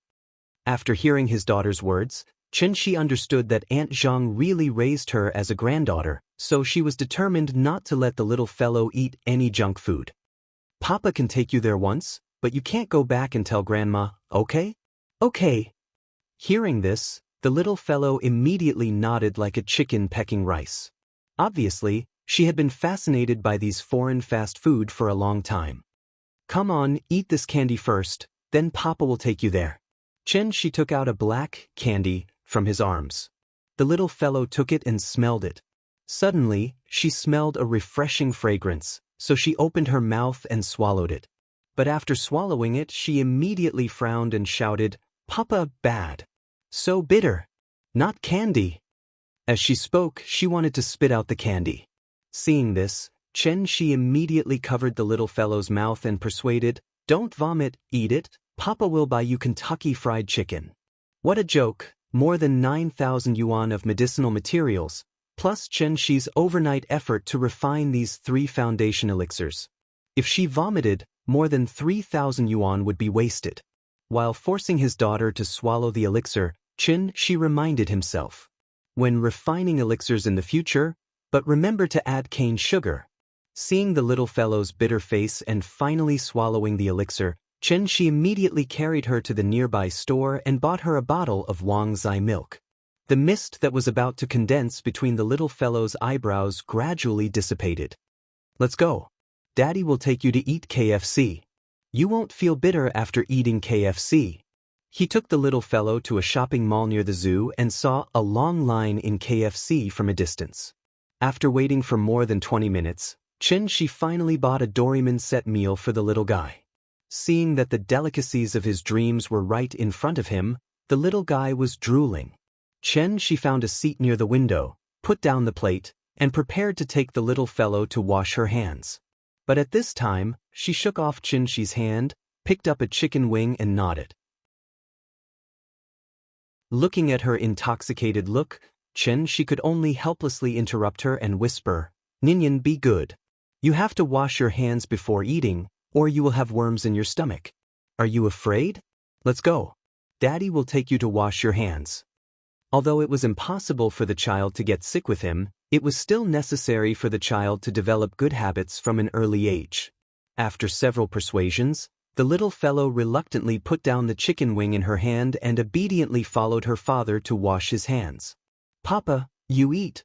After washing her hands and re-entering the battle, the little fellow naturally would not forget to accompany her father, so she picked up a chicken nugget and fed it to Xianxia.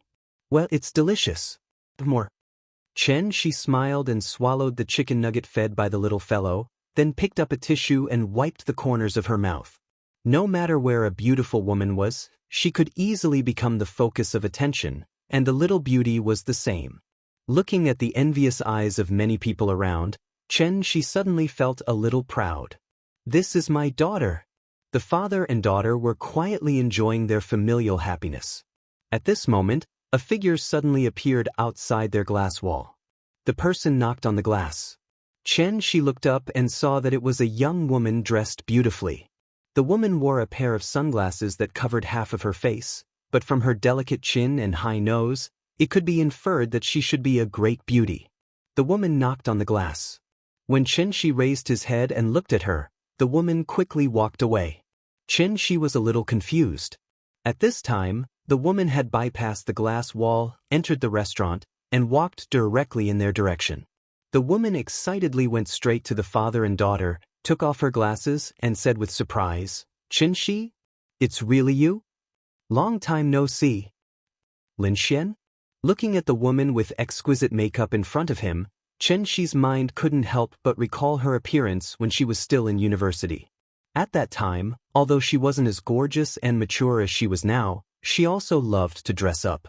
Coupled with her warm and lively personality, she became the goddess in the eyes of many boys. "This is your daughter?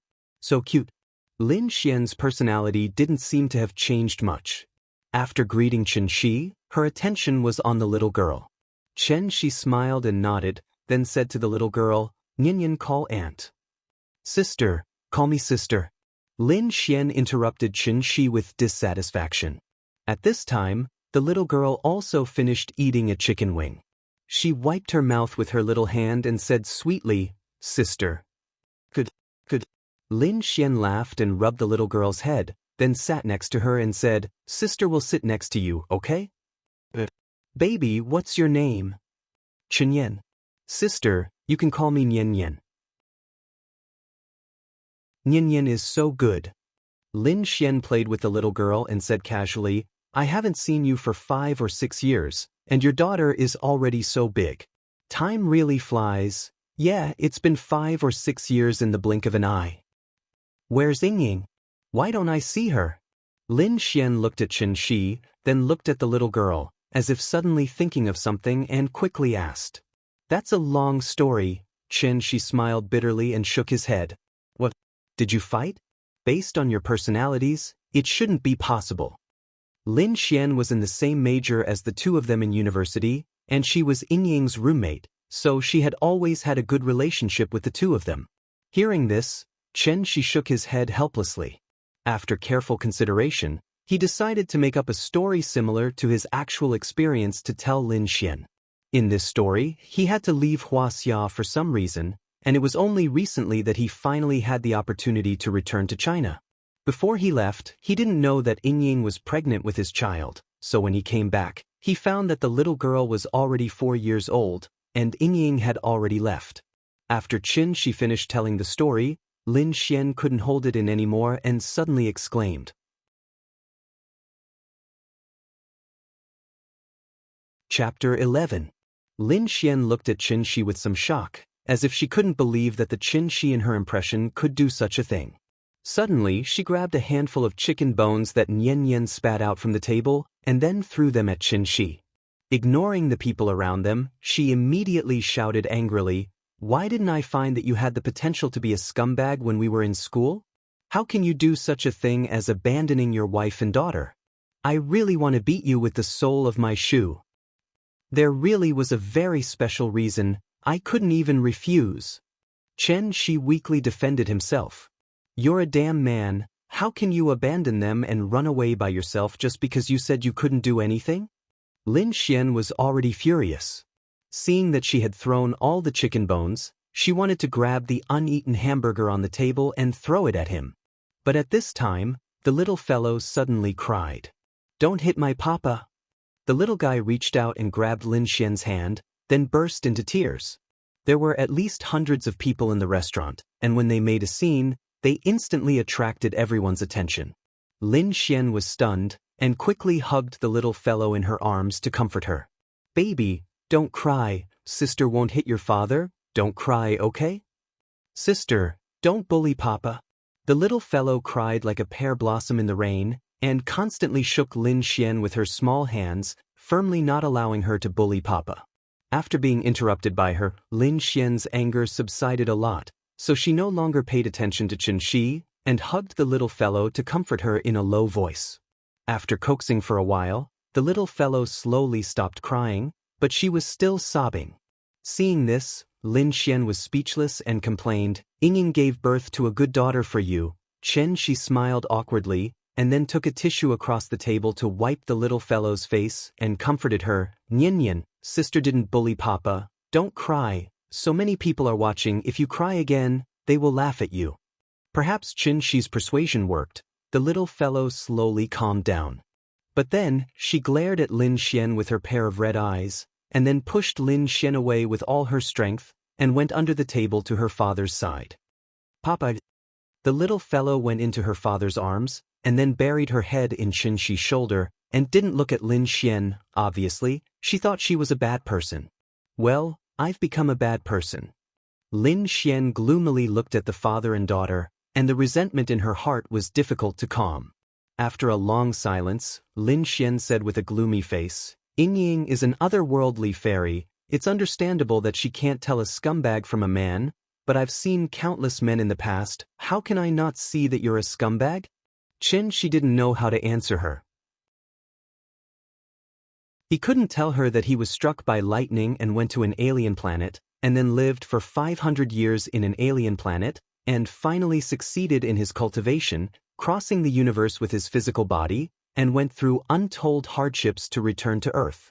Crazy, this is. I can't tell you the reason why I left that year, but I still hope you can believe me. I really left because of force majeure. Xianxia looked at Lin Xian very sincerely. Lin Xian stared back at him, not to be outdone. Thus, the two stared at each other. After an unknown amount of time, Lin Xian's pretty face suddenly turned red, and she unnaturally looked away, and reluctantly said, "Okay, I'll believe you for now." Xianxia was about to thank her, but Lin Xian raised her head, looked at him, and said, "How long has Yingying been gone?" 3 or 4 years. Xianxia thought for a moment, and replied. Hearing this, Lin Xian couldn't help but hold her chin, and after thinking for a while, she frowned and said, "A few years ago, Yingying and I were in frequent contact, and when I was free, I would call her to ask how she was doing. Then one day, she suddenly changed her number, and I couldn't contact her anymore." "Then when was the last time you contacted her?" 3 years ago at Christmas.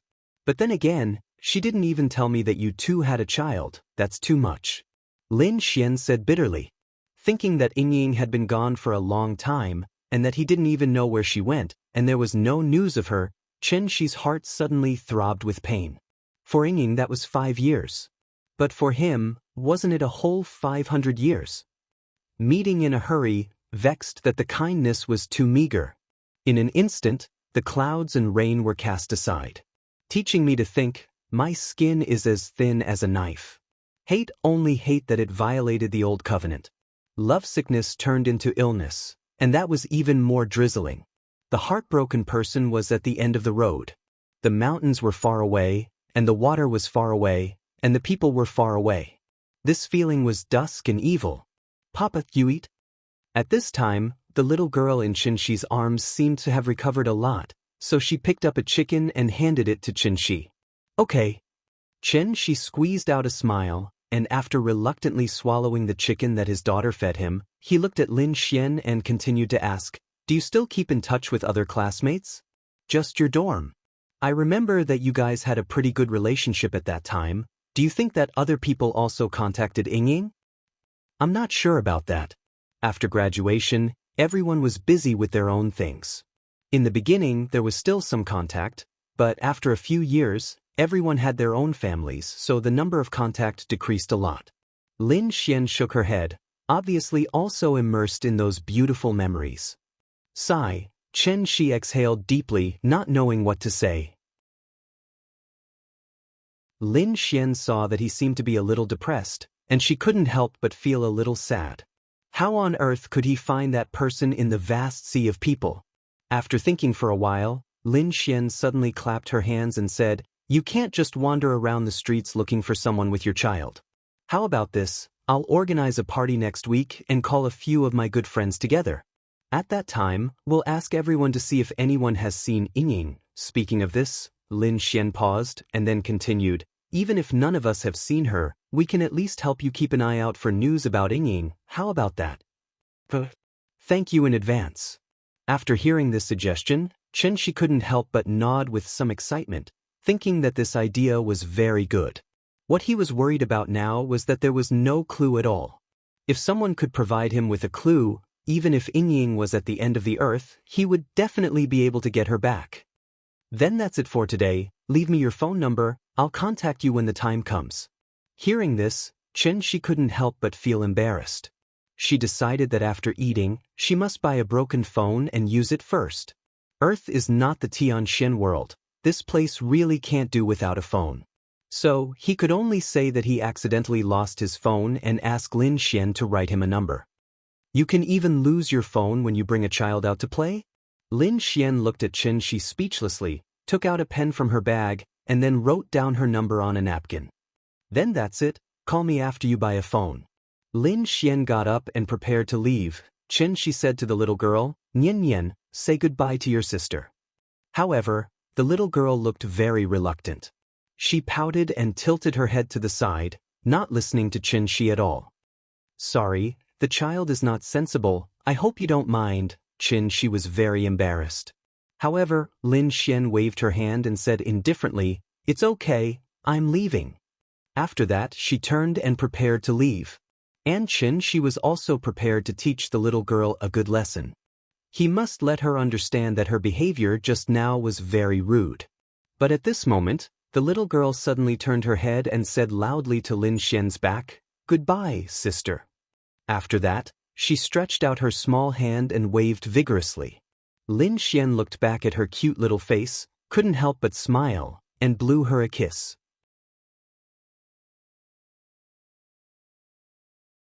Chapter 12. In this world, not everyone likes children. Some people think that children are innocent, lively, and cute, while others think that children are noisy and annoying. After lunch, Xianxi took the little girl home. Maybe because she had a lot of fun, the little girl was chattering excitedly all the way. She was very long-winded, so she also disturbed many people on the bus. Finally, a young man in a uniform couldn't help but turn around and stare at Xianxi. Seeing this, Xianxi could only smile at him apologetically, and then whispered to the little girl to be careful not to disturb others when talking. After being educated by her father in a low voice, the little girl playfully stuck out her tongue. Although she was still talking to her father in high spirits, the volume was much lower. After the bus arrived at the station, Xianxia took the little girl straight to the nearest mobile business center, spent 399 yuan to buy a Xiaomi mobile phone, and then spent 50 yuan to get a SIM card. This cost him more than half of his net worth, which made Xianxia feel a little painful. After careful calculation, including the KFC meal just now, he only had about 200 yuan left, which was not even enough to buy a ticket to the amusement park. After thinking about it, Xianxia decided not to take the little girl out to play tomorrow. The most important thing was to fill up his wallet. So, Xianxia turned on his mobile phone and started to operate it. When he left, the Android system had just become popular, and Nokia was still struggling to survive by relying on its own Symbian system. 5 years later, Nokia had withdrawn from the mobile phone market, and the mobile phone that cost 2,000 to 3,000 yuan was not even comparable to the mobile phone that cost less than 500 yuan now. Thinking about it, it was a little amazing. Xianxia first sent a text message to Lin Xian, telling her his number, and then took out Ning Zhonggua's business card and called the number on it. The phone was quickly connected, and Ning Zhonggua's polite voice sounded from the other end of the phone. Xianxia introduced himself and explained the situation to Ning Zhonggua. Although Ning Zhonggua felt a little confused, he did not say anything else. After a few simple polite words, he and Xianxia set a time for the treatment. Tomorrow morning, 10 o'clock a.m., Jin City Holiday Villa. Jin Chengbuan was a well-known high-end residential area in Zhonghai City. Its main products were detached villas and large houses. Ning Zhonggua finished the call and returned to the dining table. Ning Qiutong, who had been pretending to eat but was actually eavesdropping on his call, immediately frowned and asked, "Dad, did that liar call you?" "How rude. You're full of swindlers and liars. What did he lie to you about?" Ning Zhonggua reprimanded his daughter. Although Ning Qiutong didn't talk back, her face was full of displeasure. That liar had actually fooled her father. Thinking of this matter, she felt a little brooding. "Oh, by the way, tell Master Wang later that there will be a distinguished guest at noon tomorrow. Remember to prepare a feast. Also, your second uncle is coming over tomorrow. You should take some time to come back and call Qing Shui back as well. That girl is nowhere to be seen all day. As her elder sister, you should talk to her properly." Wang Zhonggua returned to the dining table and told his daughter about the arrangements for the next day as he picked up some food for her. "Got it." After listening to Ning Zhonggua's words, Ning Qiutong nodded, but her eyes were rolling. Suddenly, a wonderful idea came to her mind. She had already thought of how to punish that big liar. The next morning, although the little fellow was a little unhappy that Papa didn't take her to the amusement park today, under Xianxia's earnest guidance, she finally acted like a little adult and expressed her understanding and support for Papa's sudden overtime work. "Goodbye, Papa. I'll wait for you at home." The little fellow waved her little hand vigorously. Her silly little appearance immediately amused Xianxia. Now, as long as he could see the little fellow every day, he already felt very happy. Out of the door, Xianxia went straight to the bus stop. More than an hour later, he arrived at the expensive Jin Chengbuan. After taking out his ID card and registering in the security room, Xianxia entered the community under the guidance of the security guard. Although he said that he was leading the way for him, in fact, he was monitoring his every move. After all, this kind of high-end community was not a place that just anyone could come in and hang out. According to the address provided by Xianxia, the security guard took him to the front of a villa and then stood silently by the side, indicating that Xianxia could go forward and knock on the door. Looking at the magnificent single-family villa in front of him, Xianxia couldn't help but have a doubt in his heart. Were rich people so low-key these days? Why would they buy a lousy A6 for no reason and make him ask for a low price? Xianxia pressed the doorbell, and the person who answered the door was a middle-aged woman dressed as a nanny. Before Xianxia could speak, the woman had already asked with a smile, "Are you Mr. Chen?" Under the guidance of the woman, Xianxia smoothly walked into the villa. Then he saw Ning Zhonggua in the living room, who was watching TV. "Brother Chen, you're here? Please sit down." Ning Zhonggua didn't get up. He sat on the sofa and casually pointed to the seat next to him, indicating that Xianxia could sit anywhere he wanted. Although his words were very polite, Xianxia was not a 3-year-old child. Naturally, he could clearly feel the arrogance emanating from Ning Zhongguo's bones. In fact, it was because he didn't trust him. Perhaps he had never trusted him from the beginning to the end. The reason why Ning Zhongguo was willing to give him a chance was because he wanted to give him a chance as well. After all, this was a matter of life and death. Therefore, even if there was only a 1 in a million chance, Ning Zhongguo was willing to give it a try. The two of them exchanged a few simple pleasantries, and Xianxia was ready to take Ning Zhongguo's pulse to see if his condition had worsened. However, at this moment, the sound of high heels suddenly came from outside the villa. Xianxia looked back and saw Ning Qiutong leading a group of people in a line. "Dad, let me introduce you. This is Professor Xie, the chief physician of the acupuncture teaching and research department in the School of Chinese Medicine. He is also a member of the Wuxia Special Effect Medical Research Society and the executive director of the Zhonghai Chinese Medicine Association. Professor Xie, this is my father, Ning Zhongguo." Ning Qiutong was followed by an old man in a Chinese tunic suit who looked about 60 or 70 years old. As soon as they entered the villa, she led the old man straight to Ning Zhongguo. Then, as the middleman, she smiled and introduced the two of them to each other. After listening to his daughter's introduction, Ning Zhongguo quickly stood up and shook the old man's hand. He said happily, "So it's Professor Xie. Hello, hello." She sat on the sofa and slightly raised his head to look at the arrogant woman in front of him. However, Ning Qiutong acted as if he didn't exist. She didn't even look at him. At this moment, a man who was 178 centimeters tall was like invisible air, staying in the corner and ignored by everyone. Looking at Ning Zhongguo and the old man talking happily, Xianxia couldn't help but touch the tip of his nose awkwardly. But then he couldn't help laughing.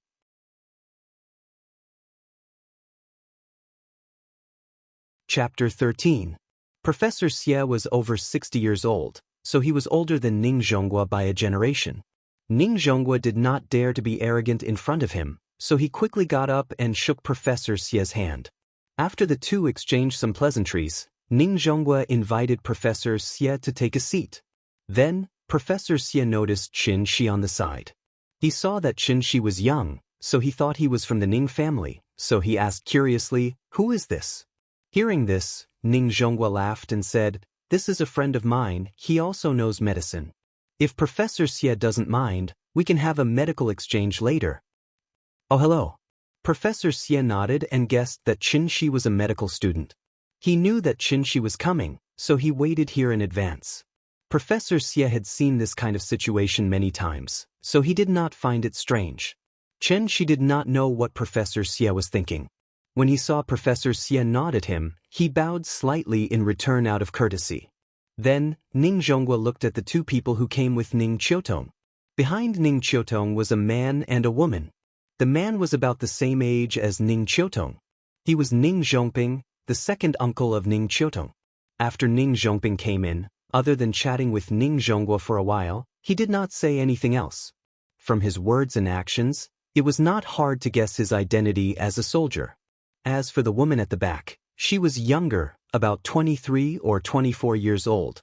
She was very beautiful, and she looked very similar to Ning Qiutong. What was even more amazing was that she had a cold temperament, and she had a natural feeling, like a snow lotus blooming on top of a mountain. When she stood next to Ning Qiutong, the two formed a sharp contrast. One was as passionate as fire, and the other was as cold as snow. She was Ning Qiutong's younger sister, Ning Xianxia. Ning Zhongguo greeted his younger brother first, then looked at his second daughter who never came home and complained, "Xianxia, you're almost a rare guest. I'm afraid that your second uncle comes home more often than you." Hearing this, Ning Xianxia explained helplessly, "Dad, you know that I've been very busy recently. I can't just be a boss like my sister. Yo, if you think it's easy to be a boss, why don't you give it a try? I'll exchange jobs with you. Do you dare?" Ning Qiutong laughed and joked with her sister, but what she got in response was Ning Xianxia rolling her eyes.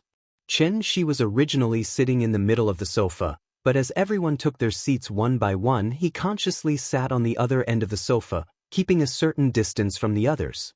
This also made him look out of place with the others. Ning Qiutong had not looked at Xianxia since she entered the room, but she had been secretly observing Xianxia. She was waiting for this swindler to retreat. But she waited for a while, and even after Ning Zhonghua and Professor Xie had chatted for a while, Xianxia still had no intention of getting up and leaving. Thus, Ning Qiutong was angry. Since this swindler was so daring, then don't blame her for not being polite. Thinking of this, Ning Qiutong leaned down and whispered a few words in Professor Xie's ear. After Professor Xie heard this, even with his high self-control, he could not help but change his expression at this moment. He then looked at Ning Qiutong and asked seriously, "Really?" Seeing Ning Qiutong nod with certainty, Professor Xie then turned his head and carefully looked at Xianxia. He still could not believe what Ning Qiutong just said. Could it be that medical swindlers were so rampant now? For a big family like the Ning family, 100,000 yuan was just a drizzle to them.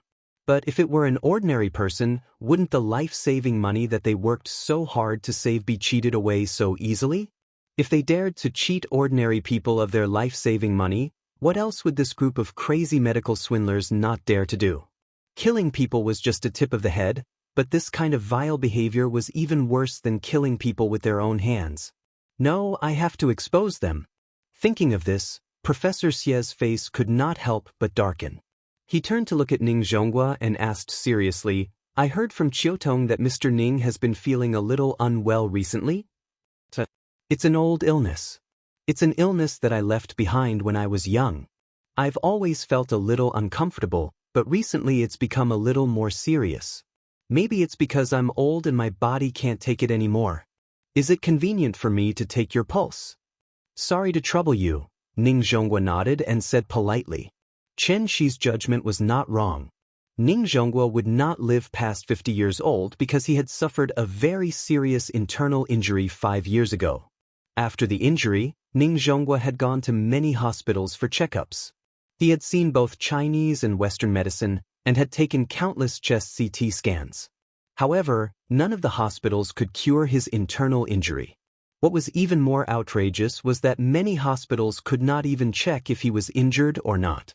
This made Ning Zhonghua gradually feel disheartened, and he knew that he did not have long to live. Internal injuries were not diseases. Diseases could be cured, but injuries could only be nursed. As his physical condition deteriorated day by day, Ning Zhonghua could not even walk at the most serious time. Later on, Ning Zhonghua was introduced to a legendary reclusive expert, and from that expert, he asked for a magical medicine that was said to be able to defy the heavens and change one's fate. Ning Zhonghua did not believe in such mysterious legends at first, and only thought that the other party was a swindler. However, after taking the medicine, Ning Zhonghua suddenly realized that the medicine was really effective. Ning Zhonghua was ecstatic, thinking that he was finally saved. However, at this time, the reclusive expert regretfully told him that there was no medicine in this world that could save the dead. As for him, he was already half a dead man. Although the magical medicine could allow him to stand up and move like a normal person again, it could not cure his internal injury. In despair, Ning Zhonghua returned to Zhonghai and began to arrange his funeral. Ning Qiutong also took over his position at that time. He did not know how long he could live. Because he did not want his daughter to worry about him for no reason, Ning Zhonghua had not told her the truth.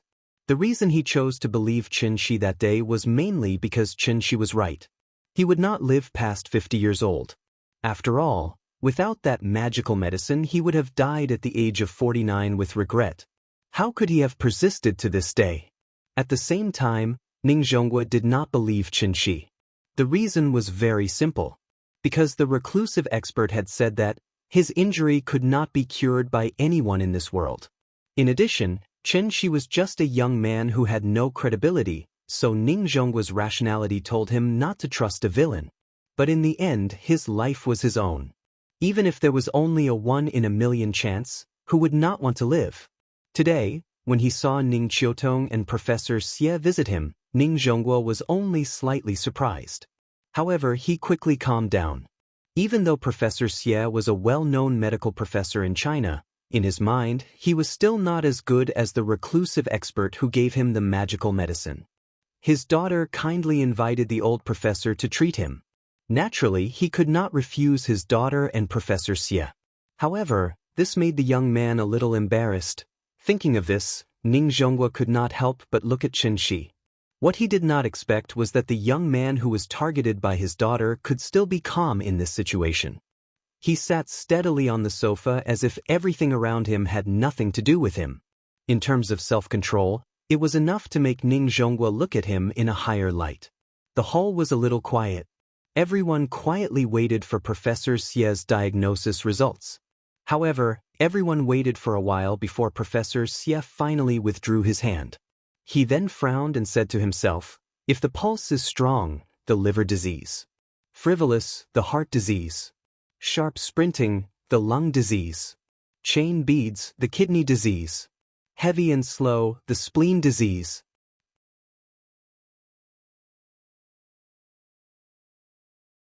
Chapter 14. Professor Xie pondered for a while but did not immediately come to a conclusion. Looking at his expression, it seemed that he was still thinking about how to determine Ning Zhonggua's condition. His every move naturally affected the hearts of the people present. Ning Qiutong stood behind Professor Xie and suddenly felt a little nervous. She had always believed that there was nothing wrong with her father's health, but when she saw Professor Xie's actions, she could not help but have some doubts. Could it be, did her father really have some kind of strange illness? Otherwise, why would a leading figure in the medical field take so long to determine whether a person was healthy? As time passed, the atmosphere in the hall became heavier and heavier. Professor Xie still did not speak. Everyone's hearts were getting higher and higher, and they were all worried about Ning Zhonghua. After waiting for a long time, Professor Xie finally spoke. "If my inference is correct, Mr. Ning, your heart, liver, spleen, lungs, and kidneys are all damaged." As soon as these words came out, everyone was shocked. Ning Zhonghua was also slightly stunned. He had the most intuitive understanding of Professor Xie's medical skills. Other than the hidden expert, Professor Xie was the second person to be able to detect his physical condition just by taking his pulse. As for Xianxia, he could be considered half a person.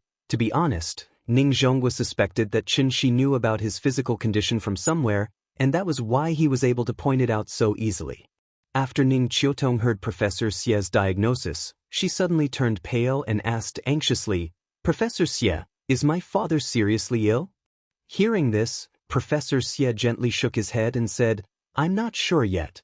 This is just my preliminary inference. If you want to understand the specific situation, I'll have to trouble Mr. Ning to come with me to the University of Chinese Medicine. My laboratory has the most advanced medical equipment. I can do a comprehensive examination for Mr. Ning so that I can make an accurate judgment." "Okay, then let's not delay. Shall we go now?" It was obvious that Ning Qiutong was really worried about her father's health, so after hearing Professor Xie's explanation, she quickly walked to Ning Zhonggua's side and complained, "Dad, if you weren't feeling well, you should have told me earlier. I would have gone with you for a checkup. Science is so advanced now.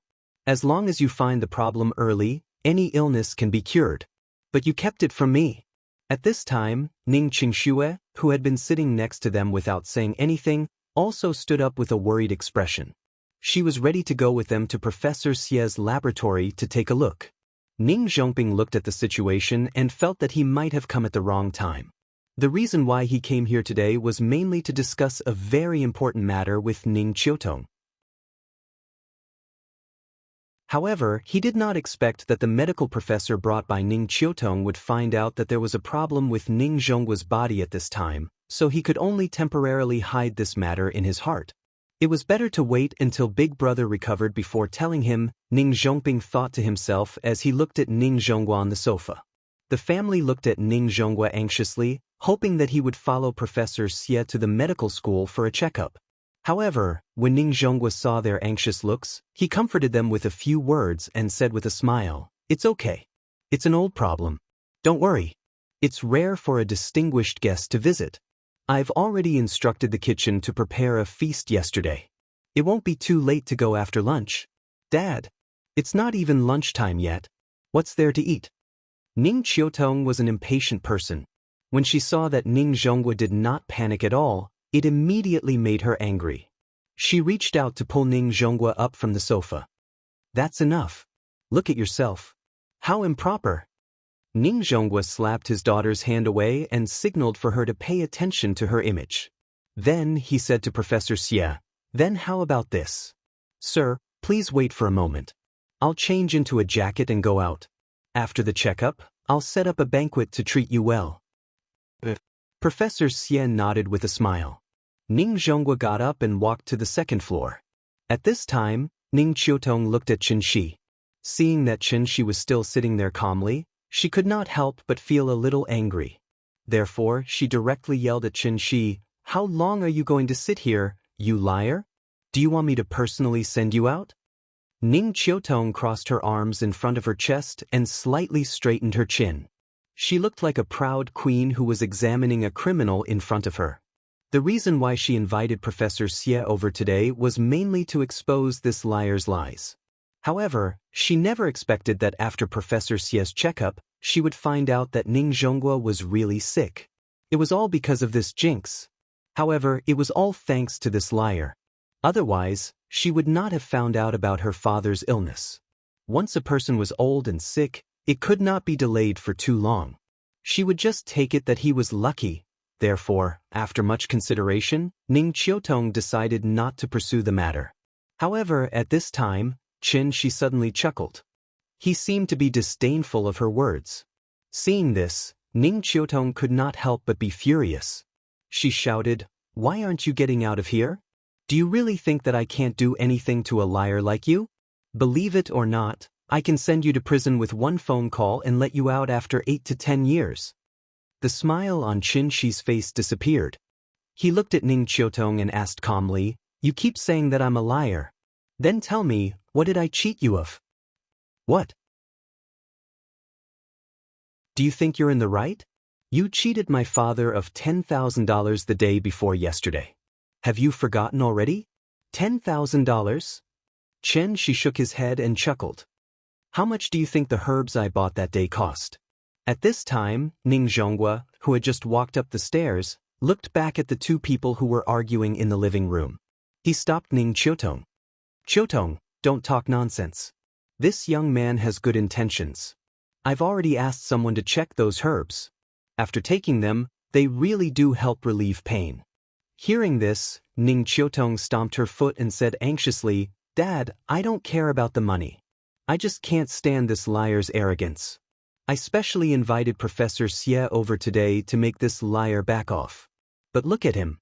He's still like a dead pig that isn't afraid of boiling water." As she spoke, Ning Qiutong turned around and stared at Xianxia. "Even Professor Xie couldn't easily determine my father's condition. You just took his pulse and said that my father won't live past 50 years old? And you keep saying that you can cure him? Do you really think that you're a miracle doctor?" "I can cure him," she said calmly. "Get out of here." Seeing that she didn't repent again and again, Ning Qiutong was so angry that her face turned red. Perhaps she realized that she had lost her composure, so Ning Qiutong took a deep breath and controlled her emotions. Then, she pointed at the door of the villa and looked at Xianxia coldly. "I don't want to say it again. Are you going to get out or not?" Hearing this, a cold light flashed in Xianxia's eyes. He was slightly angry. He stood up and stood proudly in the living room. He looked at Ning Qiutong and said coldly, "The reason why I'm willing to save your father is that I really need money recently, but you have to understand that I didn't make a profit by charging you $100,000. It's you who made a profit. If the King of Hell wants you to die at midnight, I can keep you alive until dawn."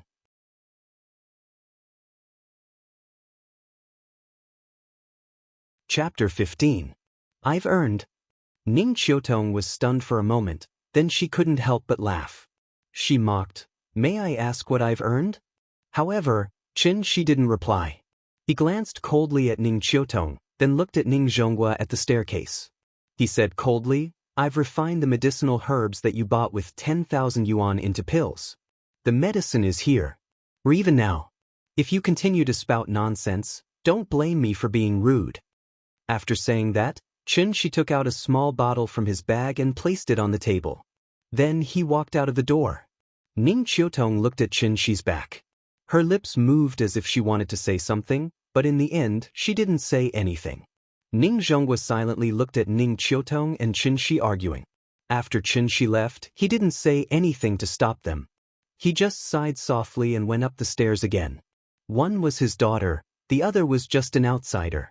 Since the two of them were already like fire and water, he naturally couldn't continue to help an outsider. Forget it.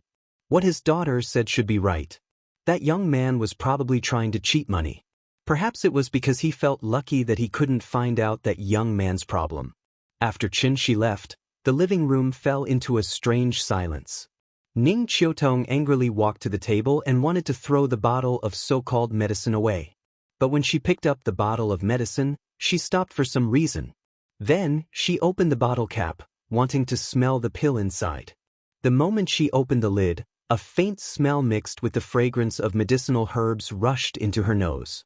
She took a light sniff and felt that this fragrance had an indescribable taste. The fragrance was very unique. It smelled fresh and pleasant. In the faint fragrance, there seemed to be a faint bitter smell from the medicinal herbs, intertwining with the fragrance. After inhaling this fragrance into her lungs, she suddenly felt much more awake. This medicine, Ning Qiutong frowned slightly. After thinking for a while, she closed the bottle cap and put the small bottle in her bag. Xianxia was a little depressed as she returned home. Naturally, he would not be in a good mood after being rolled his eyes at for no reason. There were more than 9,000 herbs, but after careful calculation, the labor cost for this trip was only about 800 yuan. I can earn 800 renminbi in one night. If that's the case, I'm one of the high-income people in Zhonghai. Xianxia laughed at himself and knocked on the door. The Peiyuan pill could effectively alleviate Ning Zhonghua's condition, but it could only treat the symptoms and not the root cause.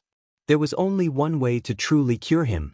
With the help of the Peiyuan pill, Xianxia would use the Immortal's Dharma access to massage Ning Zhonghua's qi to fully exert the medicinal effect, eliminating the old illness in Ning Zhonghua's body from the root.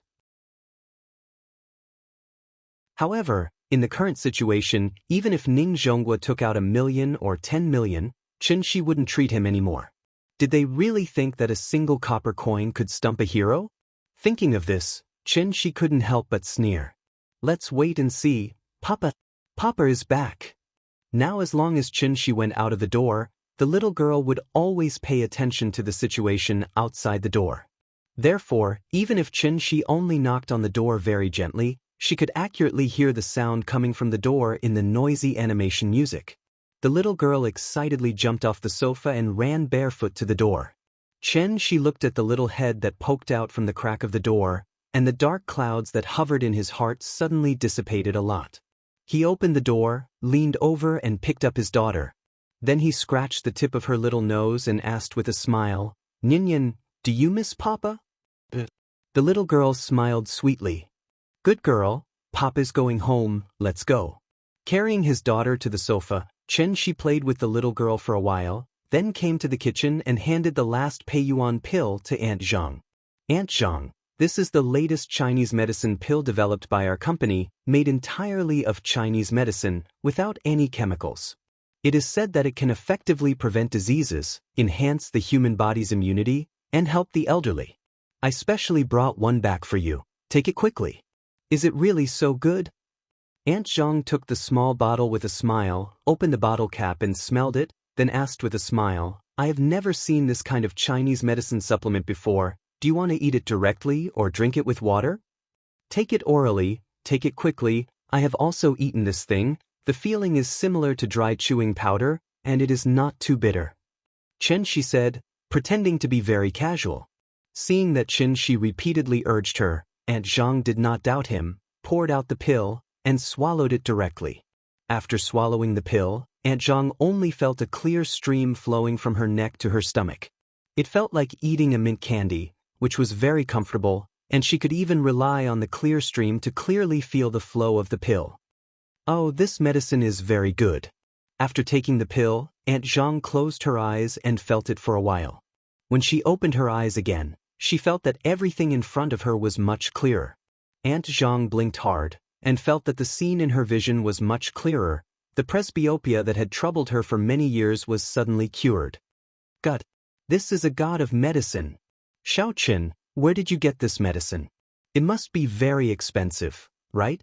Come, I will give you the money. Aunt Zhang pulled Xianxia into her bedroom, ready to pay Xianxia for the medicine. Seeing this, Xianxia hurriedly waved his hand and explained, Aunt Zhang, this medicine is free. It is a free benefit that our company gives to our employees. This medicine is not on the market yet, so you can't buy it outside. Speaking of this, Xianxia couldn't help but hold Aunt Zhang's hand and said sincerely, all these years, thank you for being around. I don't even know how to repay the kindness that our family owes you. You want to give me money for such a small matter, aren't you treating me as an outsider? I am your junior, so naturally, I should give you something good to show my filial piety. However, Aunt Zhang didn't agree, and kept pulling Xianxia to give him money. She wasn't stupid. This pill with an immediate effect was definitely not simple, so no matter what, she wasn't willing to take Xianxia's medicine for free. And of course, Xianxia couldn't take Aunt Zhang's money. He already owed Auntie Zhang too much. How could a single pill be enough to pay it all off? The two of them argued for a while, and finally, Xianxia convinced Aunt Zhang. Aunt Zhang didn't mention the money anymore, so she kept praising Xianxia for being sensible and finally taking responsibility like a man. Hearing this, Xianxia gave Auntie Zhang a hand and started chatting with her with a smile. Traditional Chinese Medicine University. Professor Xie looked at the brand new examination report in his hand and couldn't help but frown. Professor Xie, how is it? Is my father okay? Ning Qiutong stood next to him and asked worriedly. Hearing this, Professor Xie let out a deep sigh and said, my guess was right. Mr. Ning's 5 internal organs are all damaged. Ning Qiutong was shocked, and her face couldn't help but turn pale. Professor Xie looked at her expression and couldn't help but shake his head. However, Ning Qiutong took a deep breath and continued to ask, what else? Seeing this, Professor Xie could only shake his head slightly and fulfill his responsibility as a doctor. He explained in detail, Mr. Ning's heart, liver, spleen, lungs, and kidneys are all bleeding. Among them, the lung injury is the most serious. Part of the left lung has necrosis and must be removed in time. In addition, because of the damage to the 5 internal organs, the black water produced by the wound rotting has accumulated to a certain extent. We must find a way to clean it up, reduce the inflammation, and carry out systematic treatment.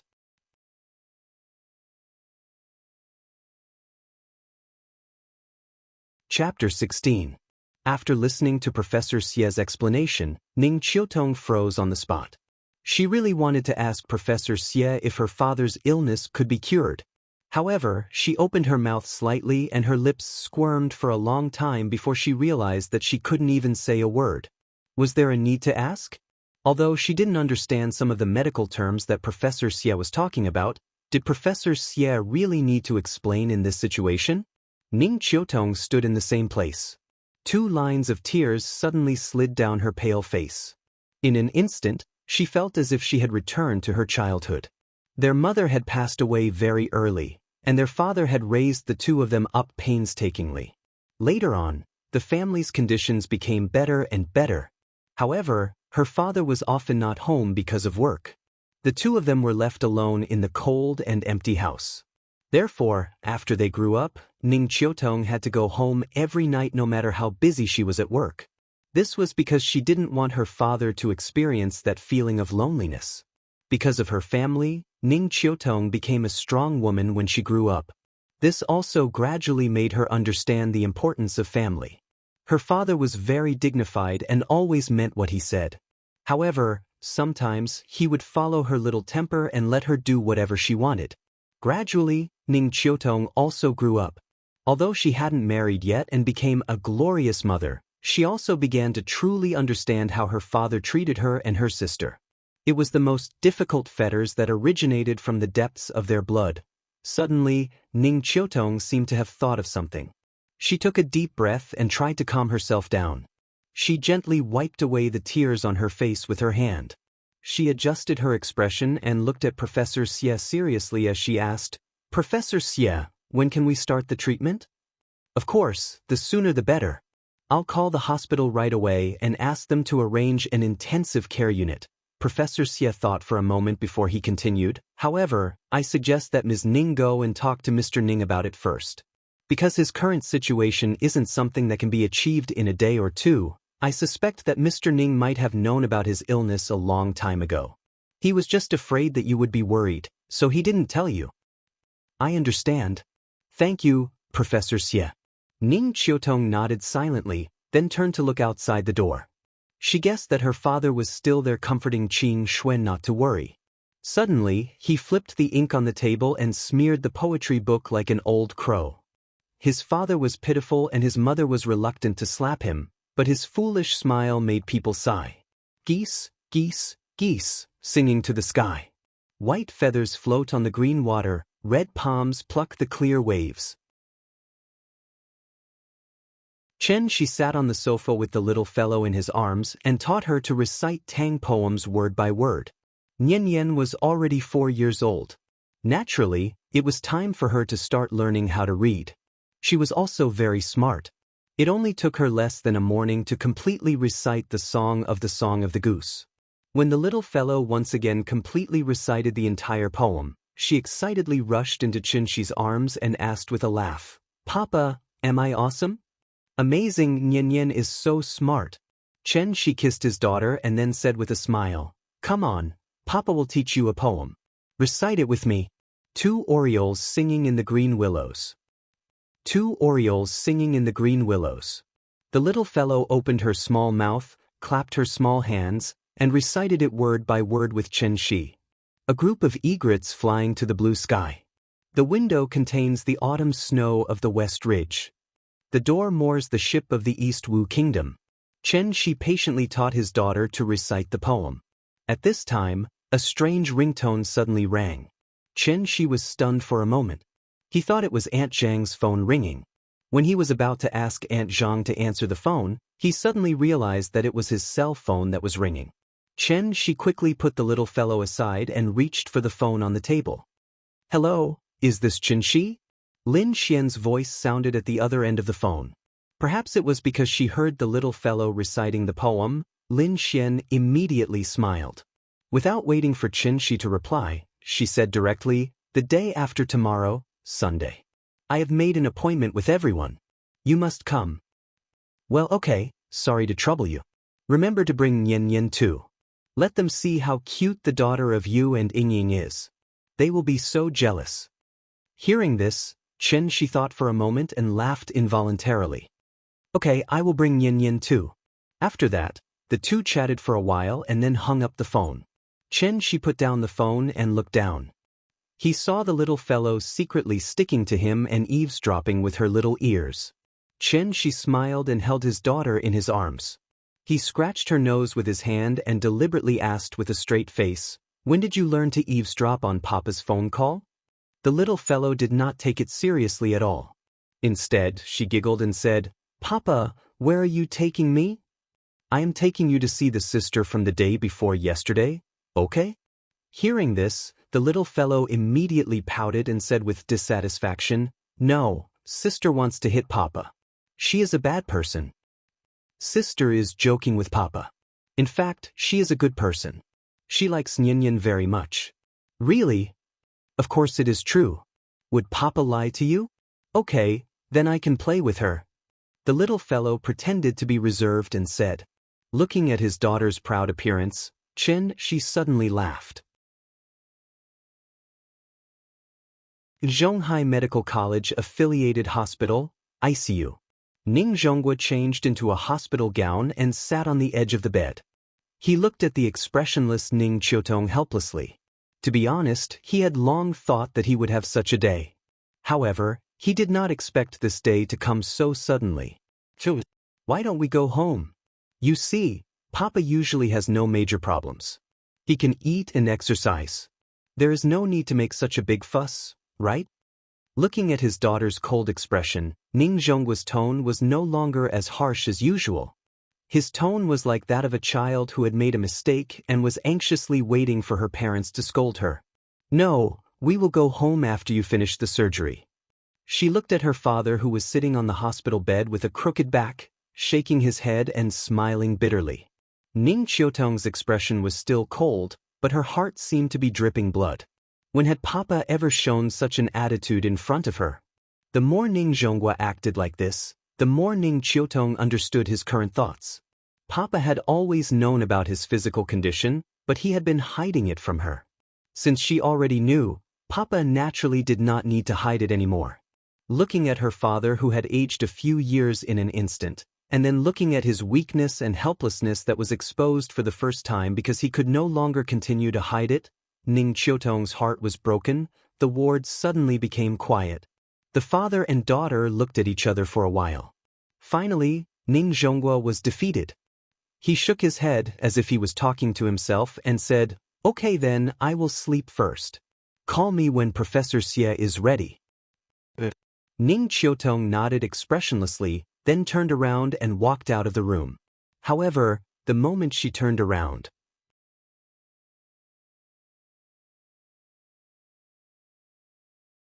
Chapter 17. Outside the room. As soon as Ning Qiutong walked out of the door, Ning Qingxue immediately stood up from the chair next to her and asked anxiously, "Is Dad okay?" As she spoke, she wanted to go in and check, but Ning Qiutong suddenly reached out and stopped her. "It's okay, let him rest." Ning Qiutong forced a smile. Ning Qingxue was stunned. Looking at her sister's slightly red eyes, she couldn't help but feel sad. The two sisters looked at each other, and there was a sense of sadness in their hearts. "Ahem." Ning Zhongping coughed softly and comforted them. "Don't worry, Professor Xie's medical skills are superb. He will definitely cure your brother." Ning Qiutong nodded, thought for a moment, then looked at Ning Zhongping and asked, "Second uncle, do you know when my dad got injured? How did he get injured?" Ning Zhongping shook his head, indicating that he didn't know.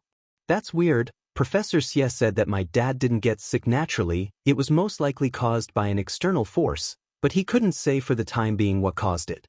Anyway, my dad's condition is very strange." Hearing that, Ning Zhongping suddenly seemed to have thought of something, and his face couldn't help but change.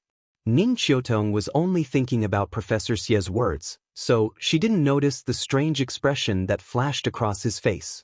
The surgery began very quickly. Ning Qiutong, who had always been very strong, finally broke down the moment she saw her dad being pushed into the surgery room. She leaned against the wall and slid to the ground weakly. She covered her face with her hands and cried out loud. She wasn't ready yet. Nothing could happen to her dad. Perhaps it was because Ning Qiutong's emotions, Ning Qiutong, who was always cold and didn't seem to have any emotional fluctuations, was now crying and squatting down with Ning Qiutong in her arms. Ning Zhongping sat on the chair silently, watching the two sisters crying on the ground. He wasn't good with words, and now he didn't know how to comfort them. Unknowingly, he had already clenched his fists. The white knuckles and bulging blood vessels were all a reflection of his heart. He had already roughly guessed when his elder brother was injured. This enmity must be avenged. After a long time, the lights in the operating theater finally went off. When she saw Professor Xie walk out of the operating room, Ning Qiutong's heart tightened. "Professor Xie, my father," because she was too excited, she couldn't even speak clearly at this moment. Her whole body was trembling uncontrollably, and she looked particularly pitiful. "Don't worry, the operation went smoothly. The necrotic part of the lung has been successfully removed. Next, he will be hospitalized for a period of observation. After that, I will prepare the next stage of treatment for Mr. Ning." Professor Xie took off his mask and said tiredly. After all, he was already old and had not been the chief surgeon for a long time. Therefore, this surgery was really tiring for him. Fortunately, the surgery was a success. Therefore, when he saw Ning Qiutong's haggard appearance, he patted Ning Qiutong's shoulder with a smile and comforted her. "The patient is still in a coma. You should go eat and rest. Don't tire yourselves out." Ning Qiutong's heart, which had been hanging in midair, finally calmed down. The moment she relaxed, her entire body seemed to have lost all strength in an instant. Suddenly, she fell limply to the ground. Fortunately, Ning Qingxue reacted quickly and supported Ning Qiutong, preventing her from falling to the ground. Sis, why don't you go back and rest? If this goes on, you will collapse before Dad is done. Ning Qingxue advised very worriedly. It's okay. Qingxue, go buy some water and food. We will rest here and wait for Dad to come out. Ning Qiutong shook her head.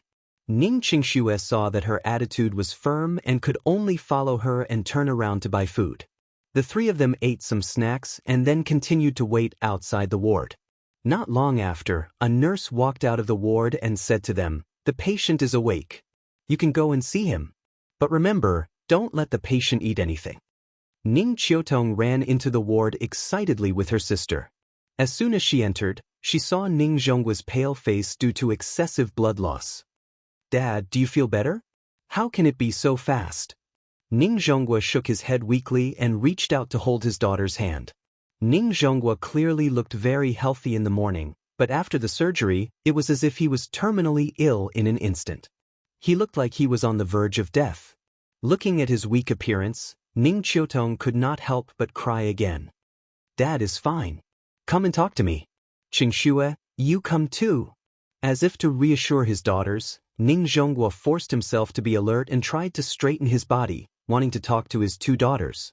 But then, Ning Zhongguo suddenly felt a tightness in his chest. Then he spat out a mouthful of blood. "Dad!" Seeing the blanket that was instantly dyed red with blood, Ning Qiutong was stunned. Almost without any hesitation, she immediately cried loudly outside the door, "Someone, where is the doctor? Call the doctor." Ning Qingxue quickly ran out to call the doctor. Ning Qiu then looked helplessly at her father who was still coughing up blood. This sudden turn of events made her cry like a child. She no longer looked like a strong woman. "Dad, don't scare me. Didn't Professor Xie say the surgery went smoothly? How could this be?" "Cough cough. I'm fine. Don't worry." Ning Zhongguo coughed for a while, spitting out blood as he coughed. When he finally felt better, Ning Zhongguo held his daughter's hand and forced out a smile.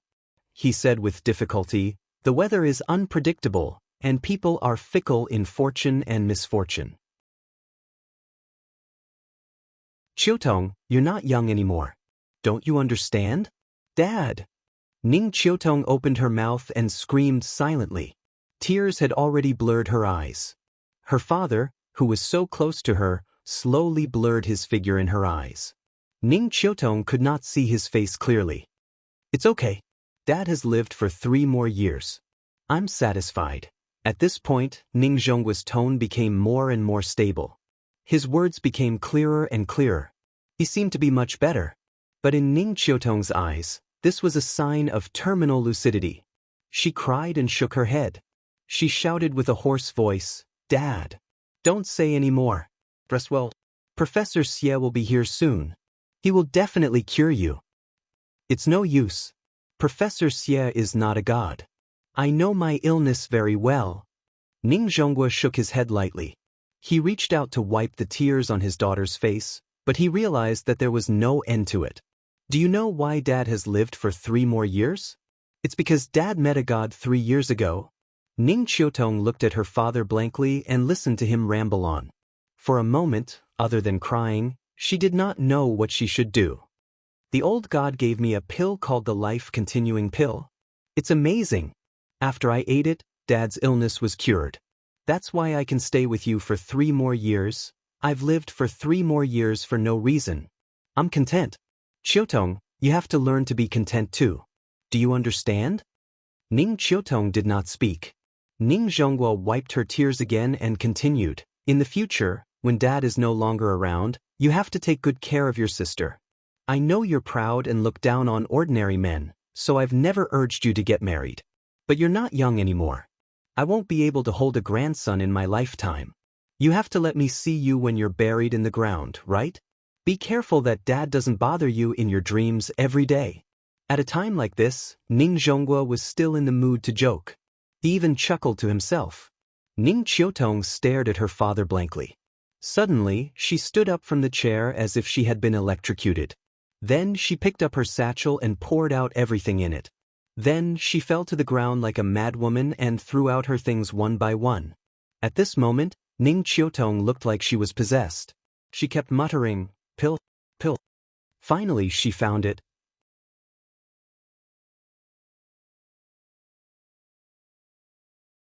Chapter 18. Ning Qiutong trembled as she picked up the small bottle.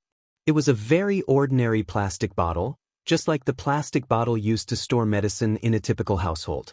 Pills. Ning Qiutong's hands trembled a little, but she couldn't control herself. She opened the bottle cap, looked at the pills inside, and smelled the fragrance coming from the pills. Suddenly, the scenes after her contact with Xianxia quickly flashed through her mind. She couldn't help but mutter to herself, "Liar, Qiutong? What's wrong?" Ning Zhonghua looked at his daughter's sudden abnormal behavior and was immediately frightened. He quickly turned his body, wanting to see what his daughter was doing on the ground. However, this movement immediately affected his wound, and he suddenly spat out a mouthful of blood. Ning Qiutong was alarmed by her father's actions. She quickly stood up and poured out the pill. "Dad, the medicine is here. Take it quickly." Ning Zhonghua looked at his daughter's dazed appearance and felt an inexplicable sadness in his heart. If he really didn't live past today, how big of a blow would it be to his daughter? Looking at her current behavior, how was it any different from going crazy? Thinking of this, Ning Zhonghua couldn't help but smile bitterly. Then, under his daughter's expectant gaze, he swallowed the pill. As long as it could make his daughter feel at ease, so what if it was arsenic? However, what Ning Zhonghua didn't expect was that after he swallowed the pill was like a mint candy. It turned into a clear stream in his body and flowed to every part of his body. Silently feeling the familiar taste, Ning Zhonghua instantly became a little excited. He was very familiar with this feeling. 3 years ago, when he just swallowed the life-prolonging pill, he also had this feeling. "Qiutong, where did this medicine come from?" Ning Zhonghua grabbed Ning Qiutong's hand and asked excitedly and nervously, "It's effective?" "Yes, it's the same feeling as when I took the life-prolonging pill 3 years ago." Ning Qiutong looked at her father with a face full of surprise. After seeing Ning Zhonghua nod affirmatively, she immediately said excitedly, "The medicine that the liar left behind is actually real." After saying that, she was stunned. But that liar who kept saying that he could save her father had already been chased away by her. Thinking of this, Ning Qiutong couldn't help but feel anxious and angry. She hated herself. Why couldn't she trust that person a little? Even if it was just a little, father wouldn't have to suffer like this now. But he had to find him and apologize to him face to face. Thinking of this, Ning Qiutong immediately looked at Ning Zhonghua and said, "Dad, I'll go and invite him back. Wait for me here." After that, she picked up Ning Zhonghua's phone and prepared to leave. At this time, Professor Xie also hurriedly pushed open the door and walked in with a group of people. What's the situation now? What happened to Mr. Ning? From the moment Ning Zhonghua fell ill to the moment Ning Qiutong gave him the pill, the entire process took less than 5 minutes. Therefore, when Professor Xie received the news and rushed over, Ning Qiutong had just picked up her phone and was about to leave. "Qingxue, come and tell Professor Xie about the situation. I have something to deal with immediately." After that, she didn't care about Ning Qingshue's stunned expression and ran out of the ward. She quickly looked through Ning Zhonghua's phone. Finally, she found the number that she had called before. After nervously taking a deep breath, Ning Qiutong gathered her courage and dialed the number. Beep, beep, beep. The call went through, but the other party didn't pick up. Listening to the beeping sound on the phone, Ning Qiutong's heart was in her throat. However, what she didn't expect was that after the phone rang a few times, the other party actually hung up the phone. "Sorry, the number you have dialed is currently busy. Please try again later." Hearing the busy tone from the phone, Ning Qiutong didn't want to give up and continued to call. However, after she dialed a few more times, she found that the tone suddenly changed. "Sorry, the number you have dialed is currently unavailable. Crazy." She looked at the name of the caller, speechless, and then hung up the phone. When he left yesterday, he already expected that Ning Zhonghua would call him again. However, what he didn't expect was that the call would come so quickly. She just fell out with him yesterday, and today she shamelessly called him. It was only a day later, and she couldn't do it anymore? What were you doing earlier? Xianxia was still a little angry. You wanted to break up, so be it. Now you want to use true love to coax me down, bah. The phone rang again, and Xianxia hung up several times. However, the other party still didn't give up and kept calling, so he simply turned off his phone. He only had 2 contacts anyway, and Lin Xian probably wouldn't call him now, so he turned off his phone for peace and quiet. She casually threw the phone aside, put on a smile, and put his daughter on his lap. She stroked her little face and asked with a smile, Nian, Daddy will teach you to memorize the 3-character classic now, okay? The little girl said sweetly. Nian is so good. She happily taught his daughter to memorize the 3-character classic. Aunt Zhang was watching TV while listening to the father and daughter reading, and her face was full of gratification. Since Xianxia came back, she really relaxed a lot. And this family finally looked a little like home. The father and daughter recited for a long time. During the intermission, the little girl seemed to suddenly think of something, so she looked at Xianxia and asked in a childish voice, Papa, other children have to go to kindergarten, why don't I go? Xianxia was stunned. To be honest, he hadn't thought about this problem for the time being. Nian was only 4 years old, and she could only go to kindergarten in the middle class. She originally planned to wait until she was 5 years old before sending her to kindergarten in the upper class, so that it would be easier for her to adapt to the school atmosphere when she went to primary school. The 9-year compulsory education didn't include kindergarten. Most parents now sent their children to kindergarten when they were 2 or 3 years old because they didn't have time to take care of their children. But Xianxia wasn't in this situation. He was an unemployed vagrant, and he hadn't been with the little girl at all in the past few years. Now, of course, he wanted to accompany the little girl all day. After all, if conditions permitted, it was best to take care of his own children. Thinking of this, Xianxia couldn't help but lower his head, looked at the little girl and asked, Nian, do you want to go to kindergarten? Xiaoyu and the others said that kindergarten is fun. Then will you be afraid when you go there? With Xiaoyu with me, I won't be afraid. Hearing this, Xianxia couldn't help but touch his chin with some doubts. Why other children were afraid of going to kindergarten, but his own family wanted to go to kindergarten? There was something fishy, however, since the little girl said that she wanted to go to kindergarten. As a father, he naturally couldn't refuse. So, Xianxia touched the little girl's head and said with a smile, Well, Papa will send you to kindergarten in a few days, okay? But Papa is the best.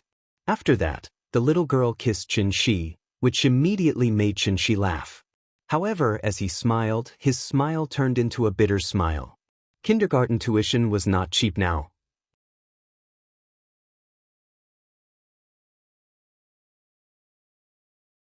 Chapter 19. Ning Qiutong tried several times, but every time she called, the phone was turned off. She had no choice but to stop. Thinking that the guy who could save her dad was driven away by her own hands, she felt extremely guilty and uncomfortable. Ning Qiutong, you are so conceited, shallow, and ignorant. Thinking and thinking, Ning Qiutong suddenly slapped herself in the face. After a crisp pa sound, a few fingerprints appeared on her beautiful face.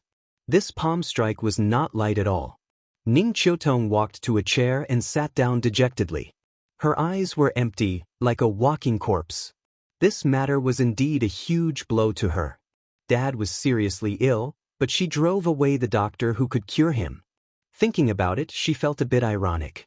Every time she thought about how she told people to get lost at home, she wanted to bang her head against the wall and die.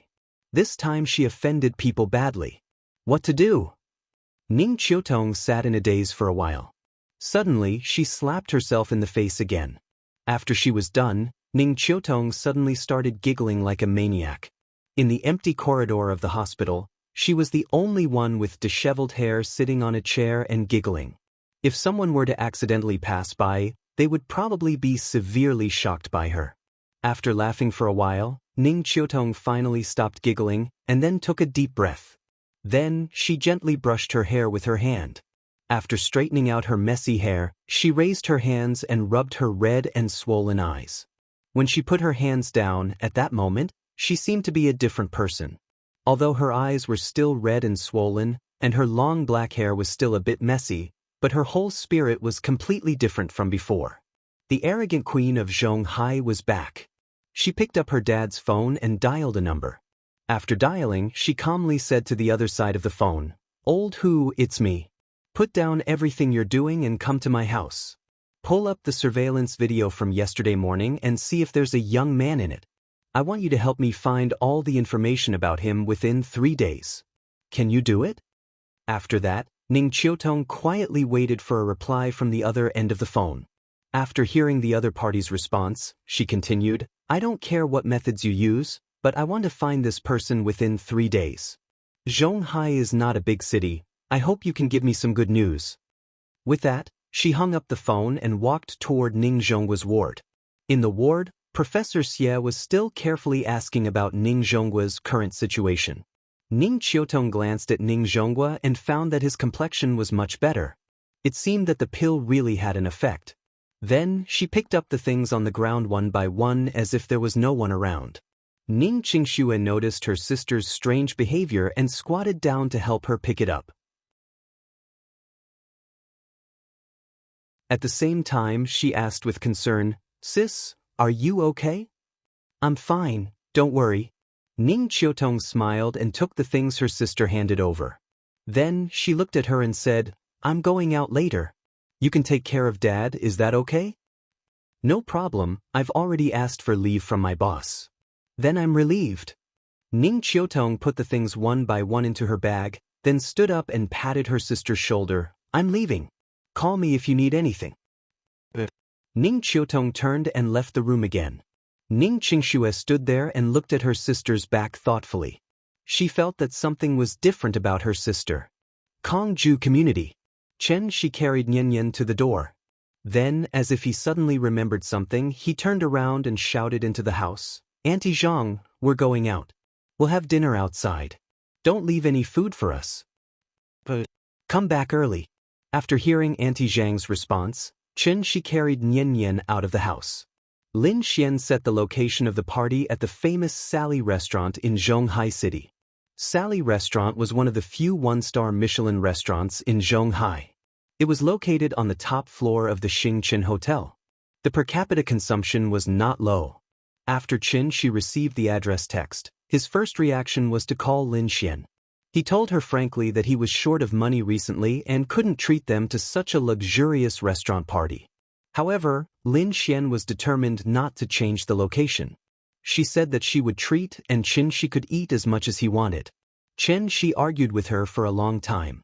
In the end, he couldn't persuade her and could only reluctantly agree. This made she feel a little emotional. He had only been back for a few days, but he owed more and more favors.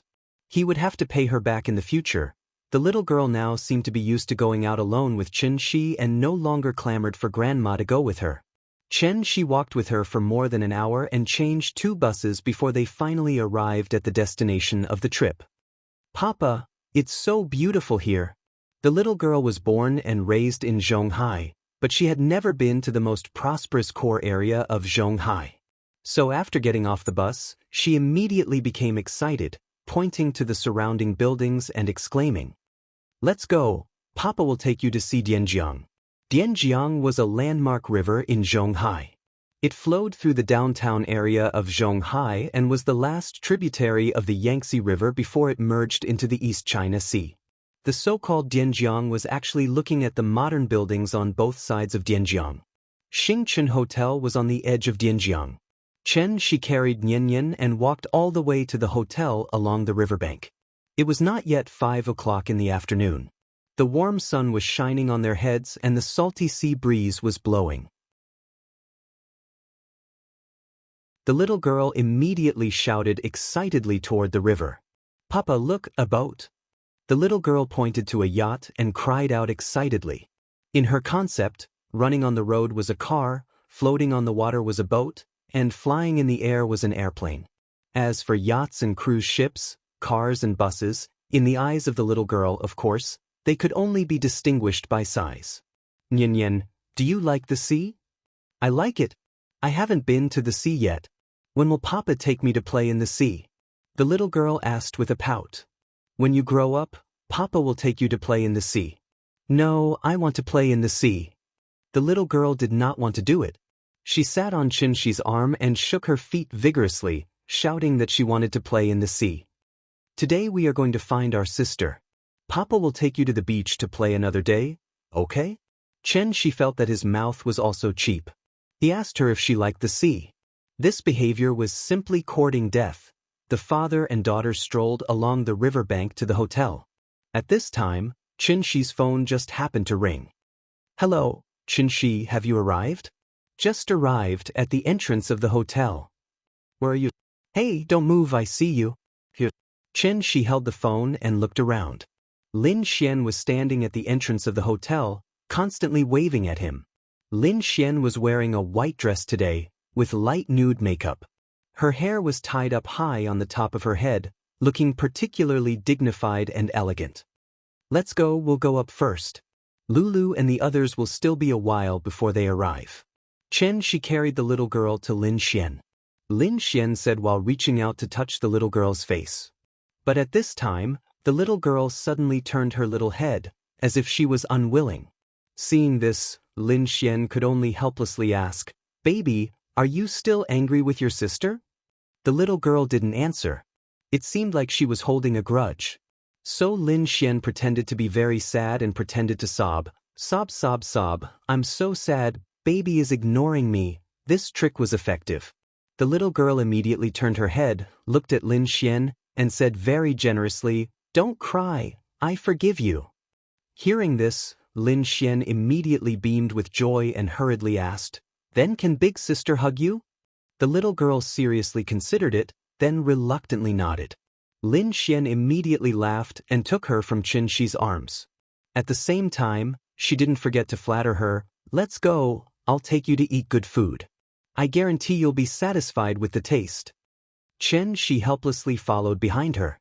Seeing her talking to Nian Nian like a child, he couldn't help but feel a little emotional. After so many years, she still hadn't changed. Asterisk, asterisk, asterisk, asterisk, asterisk, asterisk, asterisk, asterisk, asterisk, asterisk. Thank you to Li Shu Zhen, Blood CV Sticks for the tips.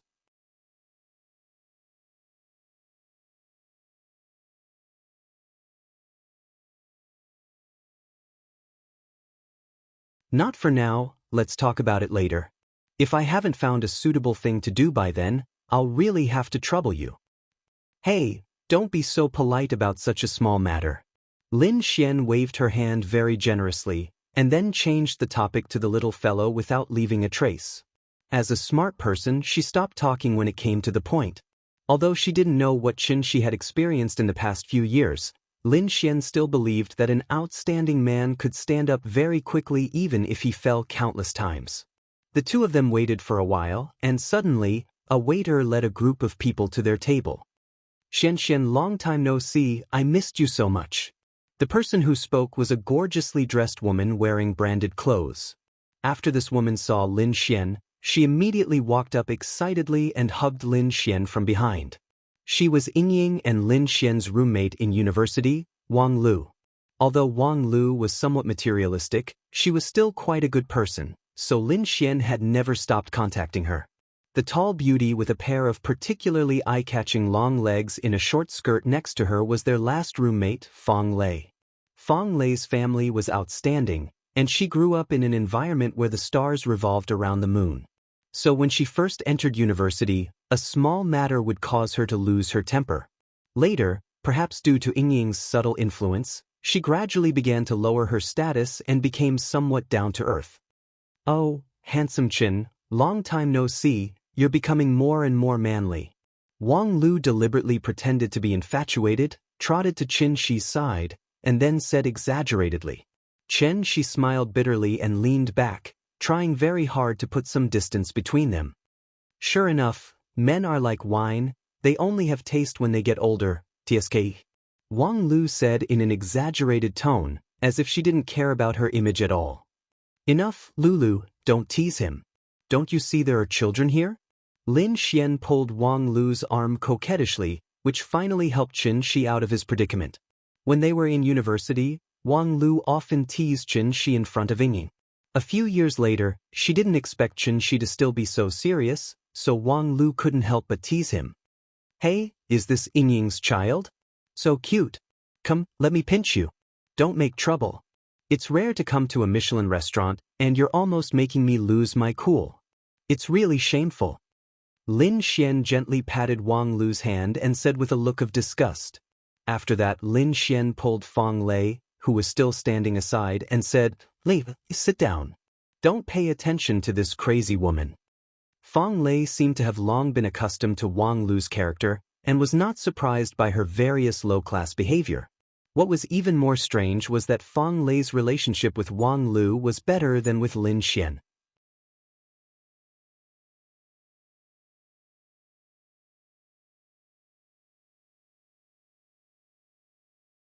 Chapter 21. Everyone had their own life trajectory, but all in all, most people were still ordinary and ordinary. Lin Xian was not from Zhonghai. After graduating from university, she stayed in Zhonghai to work alone. Her development over the years had been quite smooth. Before the age of 30, she had become the HRD of a well-known multinational company. In Zhonghai, this international first-tier city, she could be considered a successful person. Wang Lu got married and became a housewife.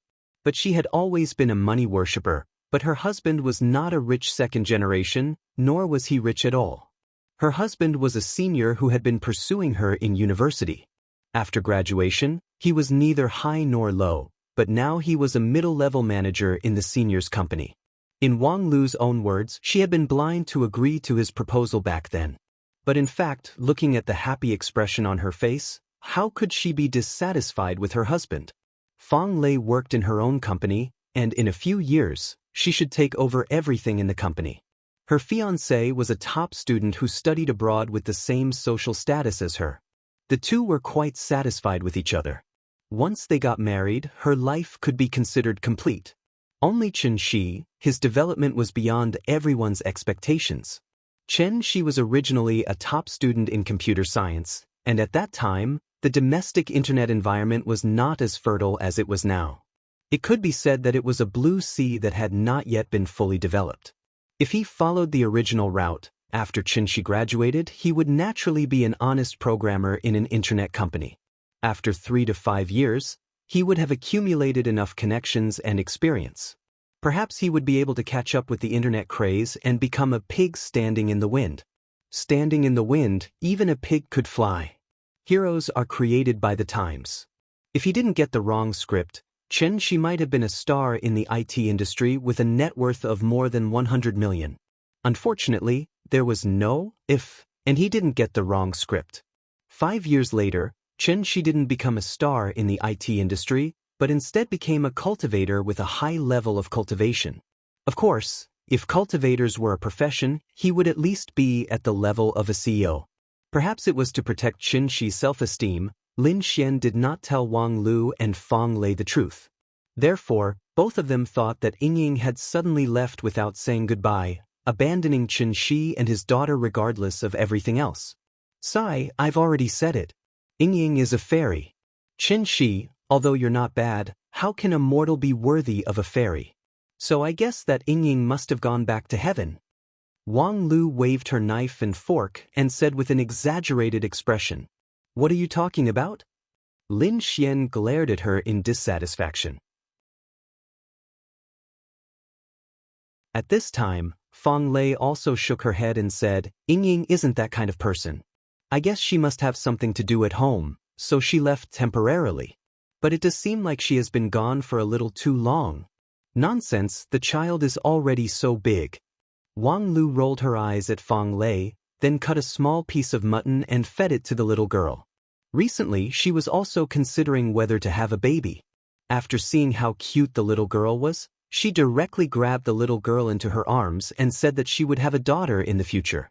Chen Shi ate silently.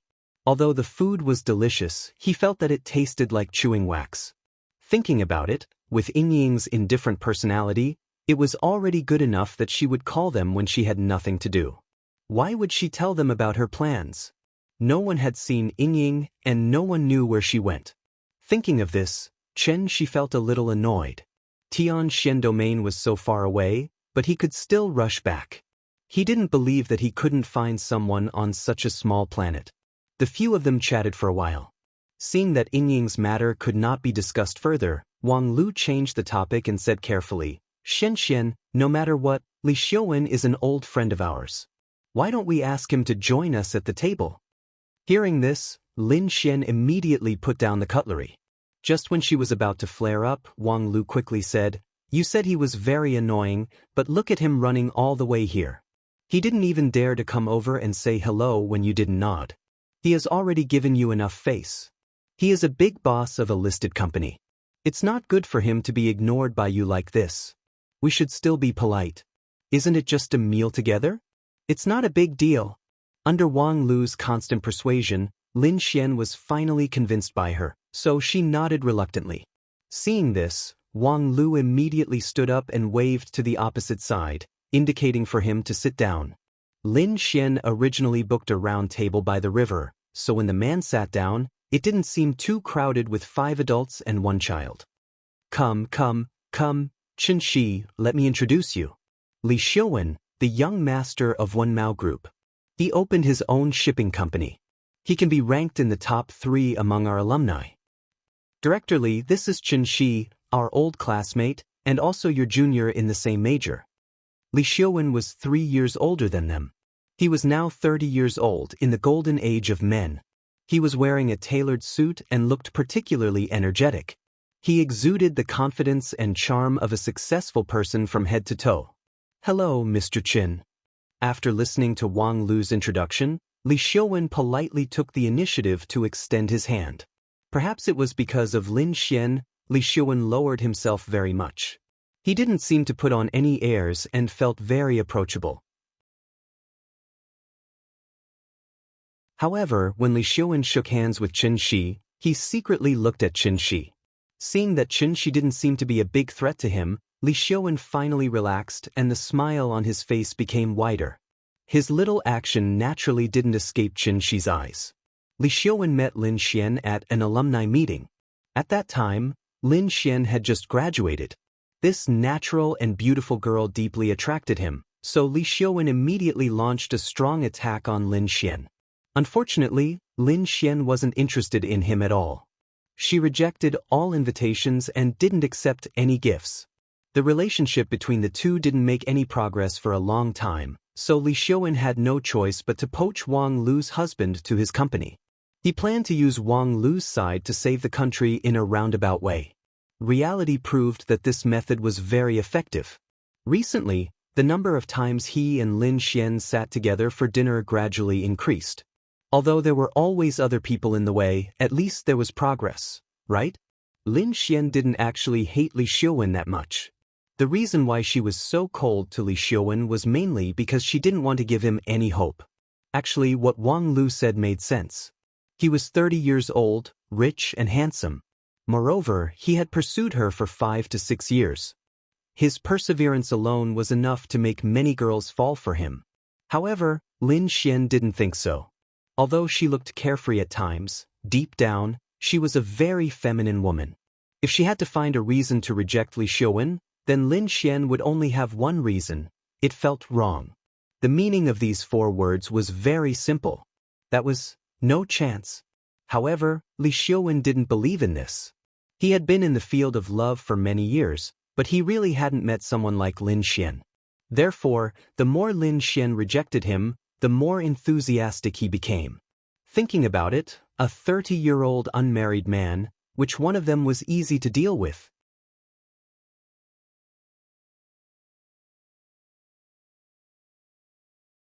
Chapter 22. Li Xiuwen sat down, and the atmosphere cooled down a lot with his arrival. Lin Xian took the little guy from Wang Lu's arms and started talking to him. Perhaps he was used to Lin Xian's indifference, but Li Xiuwen didn't feel awkward at all. He smiled and took out a card from his pocket and put it on the table. Then he gently pushed it in front of Lin Xian and said, Xianxia, this is the VIP card of Tanggu. With this card, you can go to Tanggu to eat at any time. You don't have to make an appointment. There was no need to line up and make an appointment, and it would be free of charge. Of course, Li Xiaowen didn't say the last sentence. Tangi on Court was the only 3-star Michelin restaurant in the mainland. It focused on traditional Wuxia and Cantonese dishes. The per capita consumption was about 1,000 yuan, and every meal had to be booked at least a month in advance. However, after he finished speaking, Lin Xian didn't react at all, as if she hadn't heard him at all. At this time, Wang Lu's eyes immediately lit up and she shouted. She took the card in her hand and looked at it carefully. Then she said in surprise, "Tangu also has a membership card? Why haven't I heard of it? In the past, every time I went, I had to call in advance to make an appointment. Sometimes, I had to wait a month for a seat." After that, Wang Lu handed the membership card to Lin Xian and said with a smile, "Xianxia, quickly accept it. In the future, I can bask in your glory and have a big meal at any time." Not interested.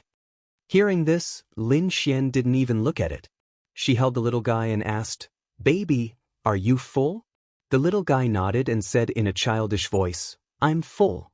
Thank you, sister." "Good girl, moi." Lin Xian kissed Nian Yan's little face and continued to ask, "Do you want sister to take you to see Dianjiang? Dianjiang is beautiful at night." But the little guy was a little impatient from sitting, so he immediately stretched out his hands and hung himself around Lin Xian's neck. Lin Xian supported her little but got up and said, "I'll take the child upstairs to have a look. You guys take your time eating." After saying that, she got up and left, leaving everyone looking at each other. The atmosphere was a little awkward.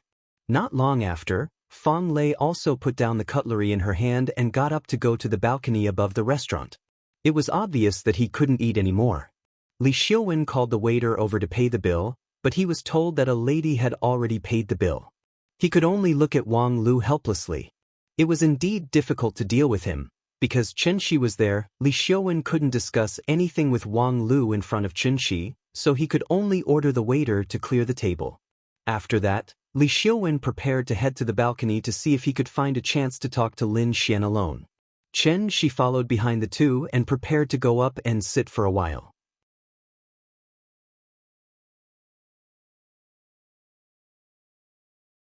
Not counting labor and transportation costs, the cost of rose petals alone was more than 500,000 yuan. This shocking courtship from a college student also caused a sensation in the country. It was a pity that this earth-shattering romantic courtship ended with the indifferent rejection of the heroine. According to insiders, the heroine was actually present that day, but she didn't pay attention to Zhao Yuan's affectionate confession at all. Instead, she kissed another boy affectionately in front of everyone. To be honest, even if Qianxi recalled the scene at the time, it seemed that he could deeply understand Zhao Yuan's embarrassment at the time.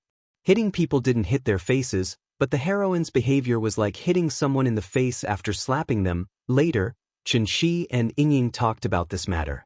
Yingying's words at the time immediately made Qianxi deeply understand the heroine's behavior was correct. She clearly knew that she had a boyfriend, but she still put on such a big show and called so many people to support her. You say, if the girl agreed at the time, what kind of experience would the girl's boyfriend have?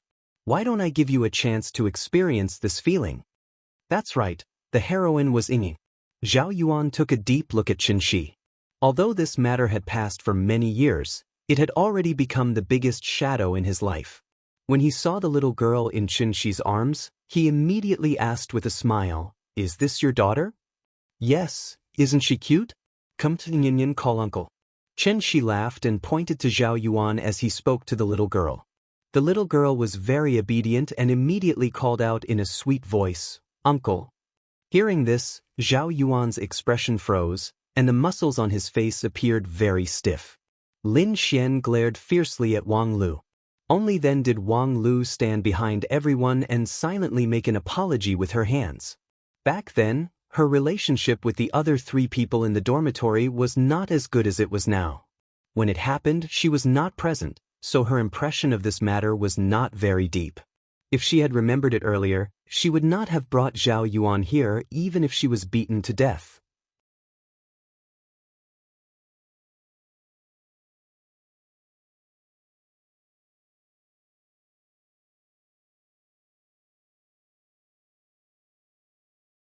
The moment Li Xiuwen shouted to call the police, Lin Xian finally came back to her senses. She grabbed Xianxi's arm and dragged Xianxi out. "Don't be afraid, it's okay." However, at this time, Xianxi gently shook his head. There was no panic in his eyes, only indifference. Dragons have reverse scales, wolves have dark thorns. Kill if you look at it, kill if you touch it. Qin Rui. These 3 words were his reverse scale. Zhao Yuan could freely insult him and belittle him, because Xianxi did not care at all. After all, who would be bored enough to bicker with an ant? However, Zhao Yuan's mistake was that he should not have mentioned the 3 words Qin Ru. Qin Ruing, Qin Rui. Only when you are drunk can you know how strong the wine is. Only when you love can you know how heavy it is. It was not easy to come back. Originally, he wanted to peacefully live the life of an ordinary person and wait for the day to reunite with his daughter. However, he did not expect that someone would jump out to disturb them. Thinking of this, Xianxi could not help but look at his daughter in his arms, only to find that her little head was buried in his shoulder and she had already fallen asleep. She had been outside for too long today, and the little girl's energy was used up.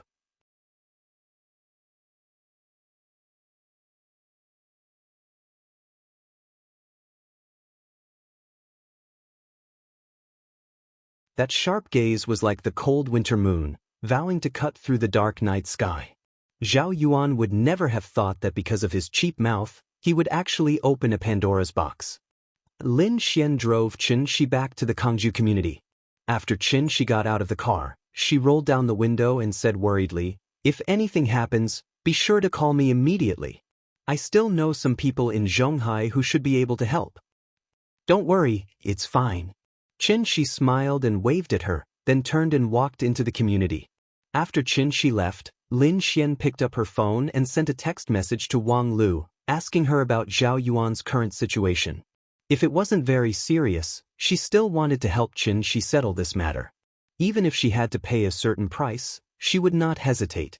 After sending the text message, Lin Xian started the car and was ready to leave. But at this time, she suddenly saw that Xianxi was still at the entrance of the community. It was already 10 o'clock at night, and the plaza dancers at the entrance of the community had already dispersed. The surroundings were very quiet, and she could vaguely hear the sound of the TV coming from the building.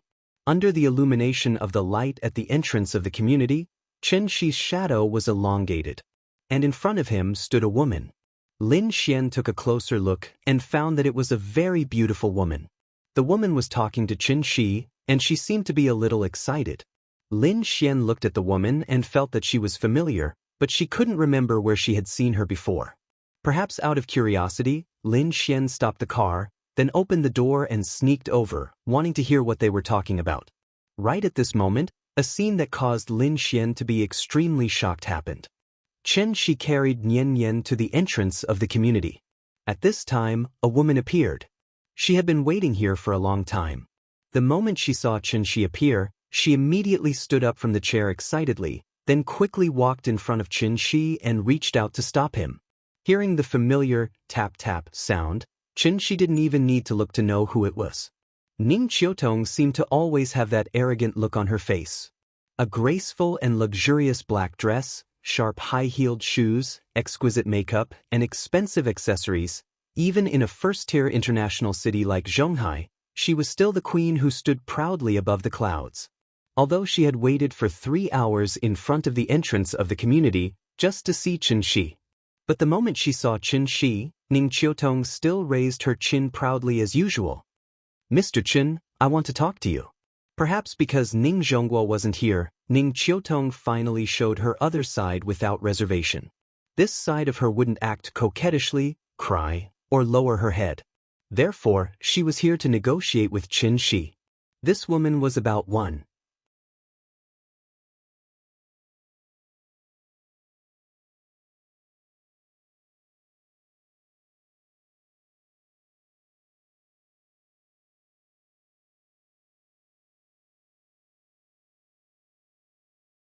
She knelt on the ground and struggled to move forward a step or two with her knees.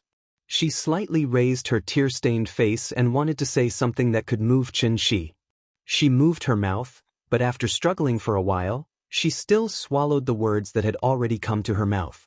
Then she bowed her head again, because she knew that actions were always easier to move people's hearts than words. Get up. Looking at the filial woman in front of him who would rather give up her self-esteem to save her father's life, Xianxia finally softened. I will cure your father's illness. Xianxia gave an affirmative answer. However, when Ning Qiutong heard Xianxia's promise, she still stared blankly at Xianxia. Her expression looked a little stupefied. It seemed that she was not as excited and happy as expected. In the next second, she burst into tears. She knelt on the ground and covered her face with her hands. Suddenly, she burst into tears like a child. Because the movement was too loud, several people in the nearby units even opened their windows to see what was happening outside. Xianxia did not know what was going on in her heart, so he did not know what was going on with this woman. At this time, the little girl was also awakened. She rubbed her eyes with her small hands and stretched in her father's arms. Then, her attention was attracted by Ning Qiutong's crying. The little girl quickly signaled Xianxia to put her down. After Xianxia bent down and put her on the ground, the little girl ran directly to Ning Qiutong's side. Then, she patted her shoulder with her small hands and said very sensibly, Sister, don't cry. Grandma said that girls don't look good when they cry too much. Perhaps the little girl's comfort was effective. Ning Qiutong gradually stopped crying. She wiped her tears with her hand. In her tearful eyes, she vaguely saw the appearance of the little girl. The little girl walked up to her and suddenly reached out to hold her head. Then, like a little adult, she comforted her sweetly. Sister, don't cry. Nian Nian will play with you. Thank you. Ning Qiutong hugged Nian Nian's small body. Although she was still sobbing, there was finally a smile on her face that had not been seen for a long time. Ning Qiutong left. After receiving Xianxia's affirmative answer, she could finally unload the shackles in her heart that made her suffer because of guilt. Papa, why is that sister crying? Maybe because she misses Papa. Xianxia walked in the quiet community with the little girl in his arms. After hearing Xianxia's answer, the little girl immediately kissed Xianxia's side face. Then she hugged Xianxia tightly with her small hands and muttered, Sister is so pitiful. She misses Papa, but Papa is not around. Hearing this, Xianxia could not help but be stunned. He looked at the little girl and asked seriously, Did Nian Nian cry when she missed Papa before? The little girl wrinkled her little face and made a face. Then she said loudly, Grandma said that girls can't cry. If they cry too much, they will not look good when they grow up. That's true. Nian Nian will grow up to be a great beauty, so you can't cry anymore. Be careful or you will become ugly. I won't cry. The little guy turned his head away with a proud look on his face. When Xianxia returned home with the little girl in his arms, he found that Aunt Zhang had already gone to bed. Maybe because he had turned off his phone just now, Aunt Zhang could not get through to him, so she went to bed first. Xianxia quietly carried Nian Nian to the bathroom, and then washed the little girl's face with a hot towel. Grandma has fallen asleep. Nian Nian will sleep with Papa tonight, okay? Then I want to listen to Papa's story. How about Papa tell you the story of the ugly duckling? Okay. After washing up, Xianxia carried the little girl back to the room, and then told her the story of the ugly duckling. The story was not long, but the little girl had already fallen asleep before Xianxia finished. The moonlight was like water, and the night wind was melodious. Looking at his daughter lying obediently in the place where Yingying used to sleep, Xianxia felt a little emotional. Perhaps a few years ago, Yingying was also in this room, quietly looking at her sleeping daughter like he was doing right now. This was his home. He had been away for too long, and even lost the most important thing in his life because of it. So, no matter what would happen tomorrow, he would not leave again. Thank you to the boss of the Amnesiac Man. For the reward, my book was first published on Qidian, so there is basically no data on QQ reading. I didn't expect someone to support me.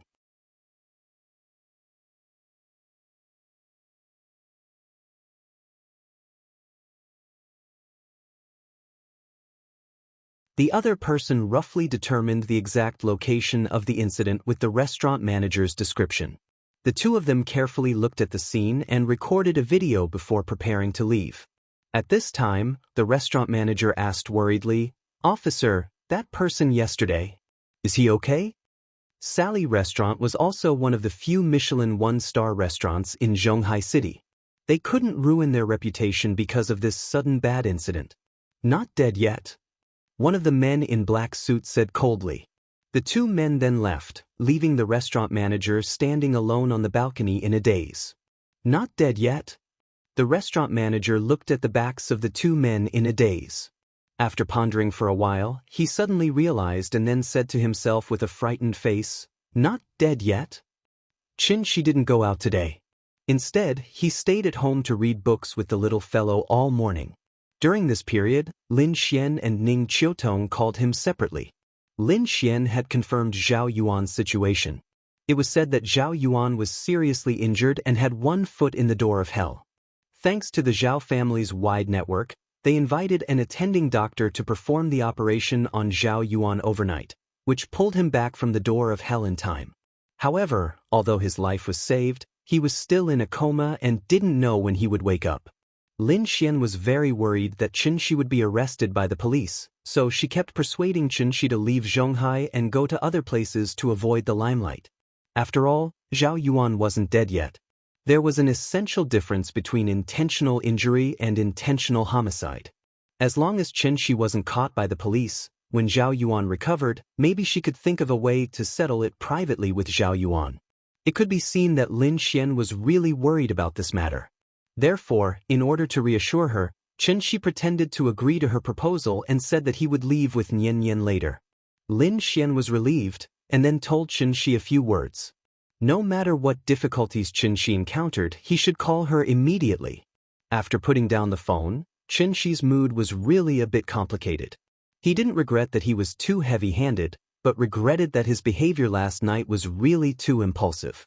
Perhaps it was because he had been in the Tianxian world for too long, killing decisively had gradually become an instinct. So when Zhao Yuan provoked him again and even mentioned the three words Qin Ring, he lost control on the spot and even had the intention to kill. Now that he thought about it, if he could have calmed down a little, left the terrace first, and waited until he had enough alibi, then took down Zhao Yuan without anyone knowing, naturally there wouldn't be any future troubles. It was like a primitive person suddenly came from a primitive society to a modern society.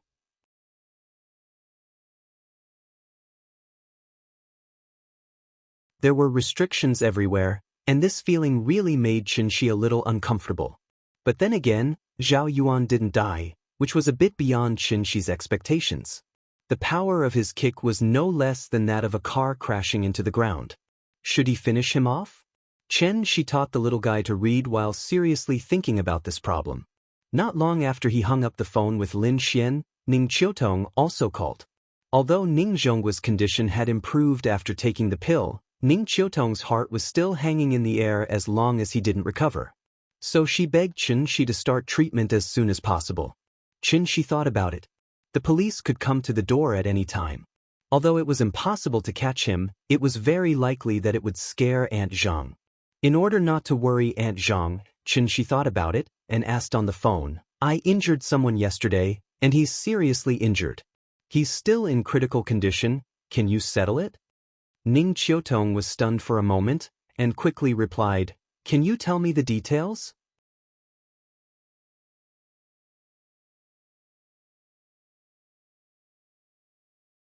Chapter 27.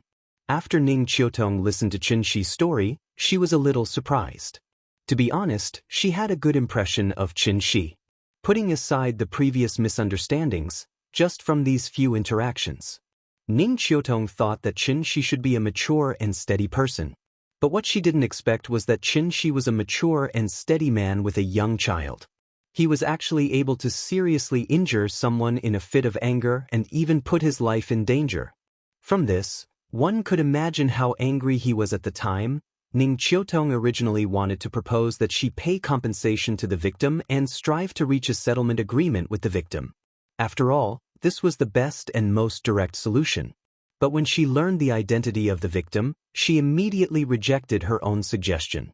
Zhonghai was very big, but the circle was very small. Ning Qiutong knew Zhao Yuan and also knew Yuan Lang Group very well because she had a certain amount of contact with Yuan Lang Group. Zhao Yuan's reputation had always been bad. If Ning Qiutong was the best representative of the rich second generation, then Zhao Yuan was obviously the worst representative of the rich second generation. Because the victim's identity was a bit special, Ning Qiutong didn't dare to guarantee that she could help Xianxia solve this matter.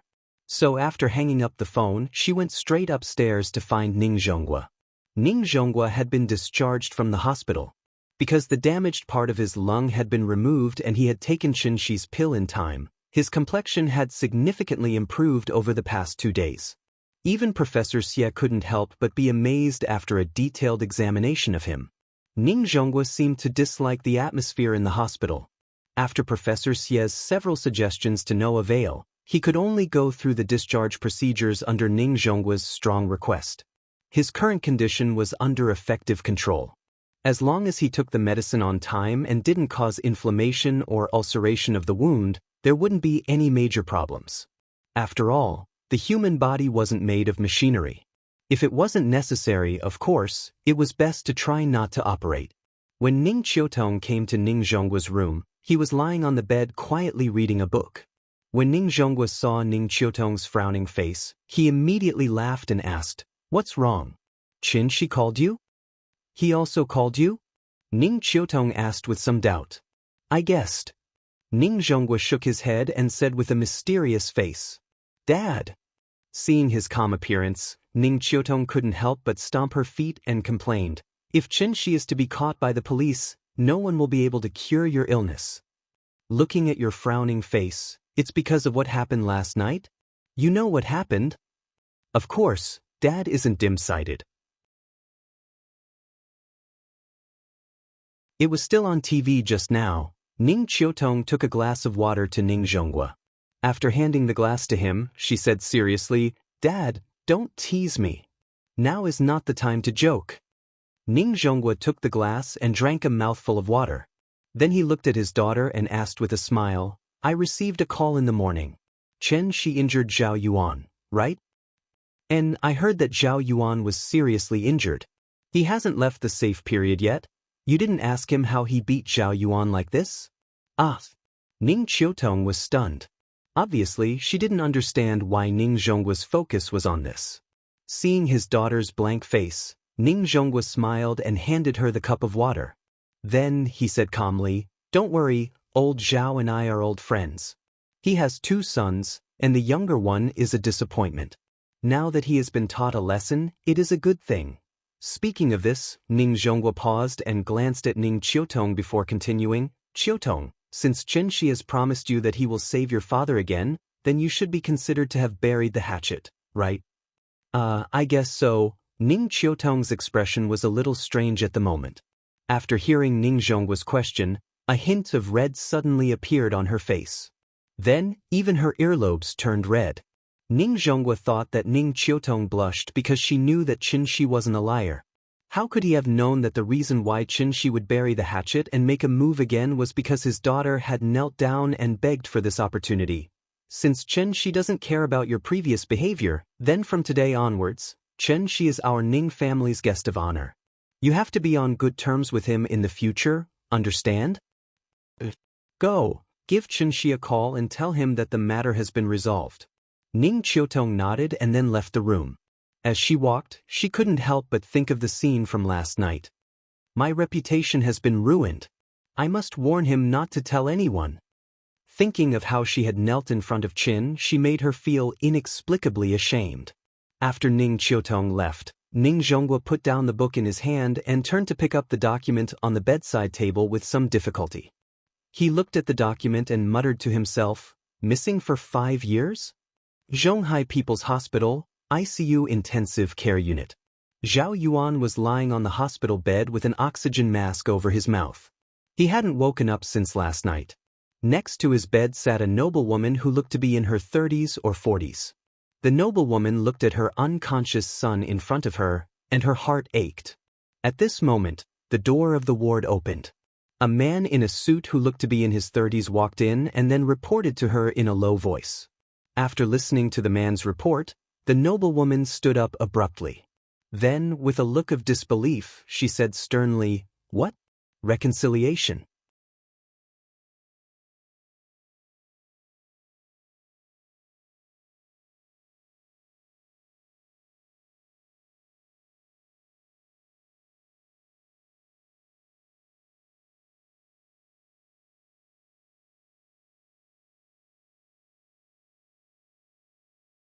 In this case, the country issued another order, and the 6 security departments were born.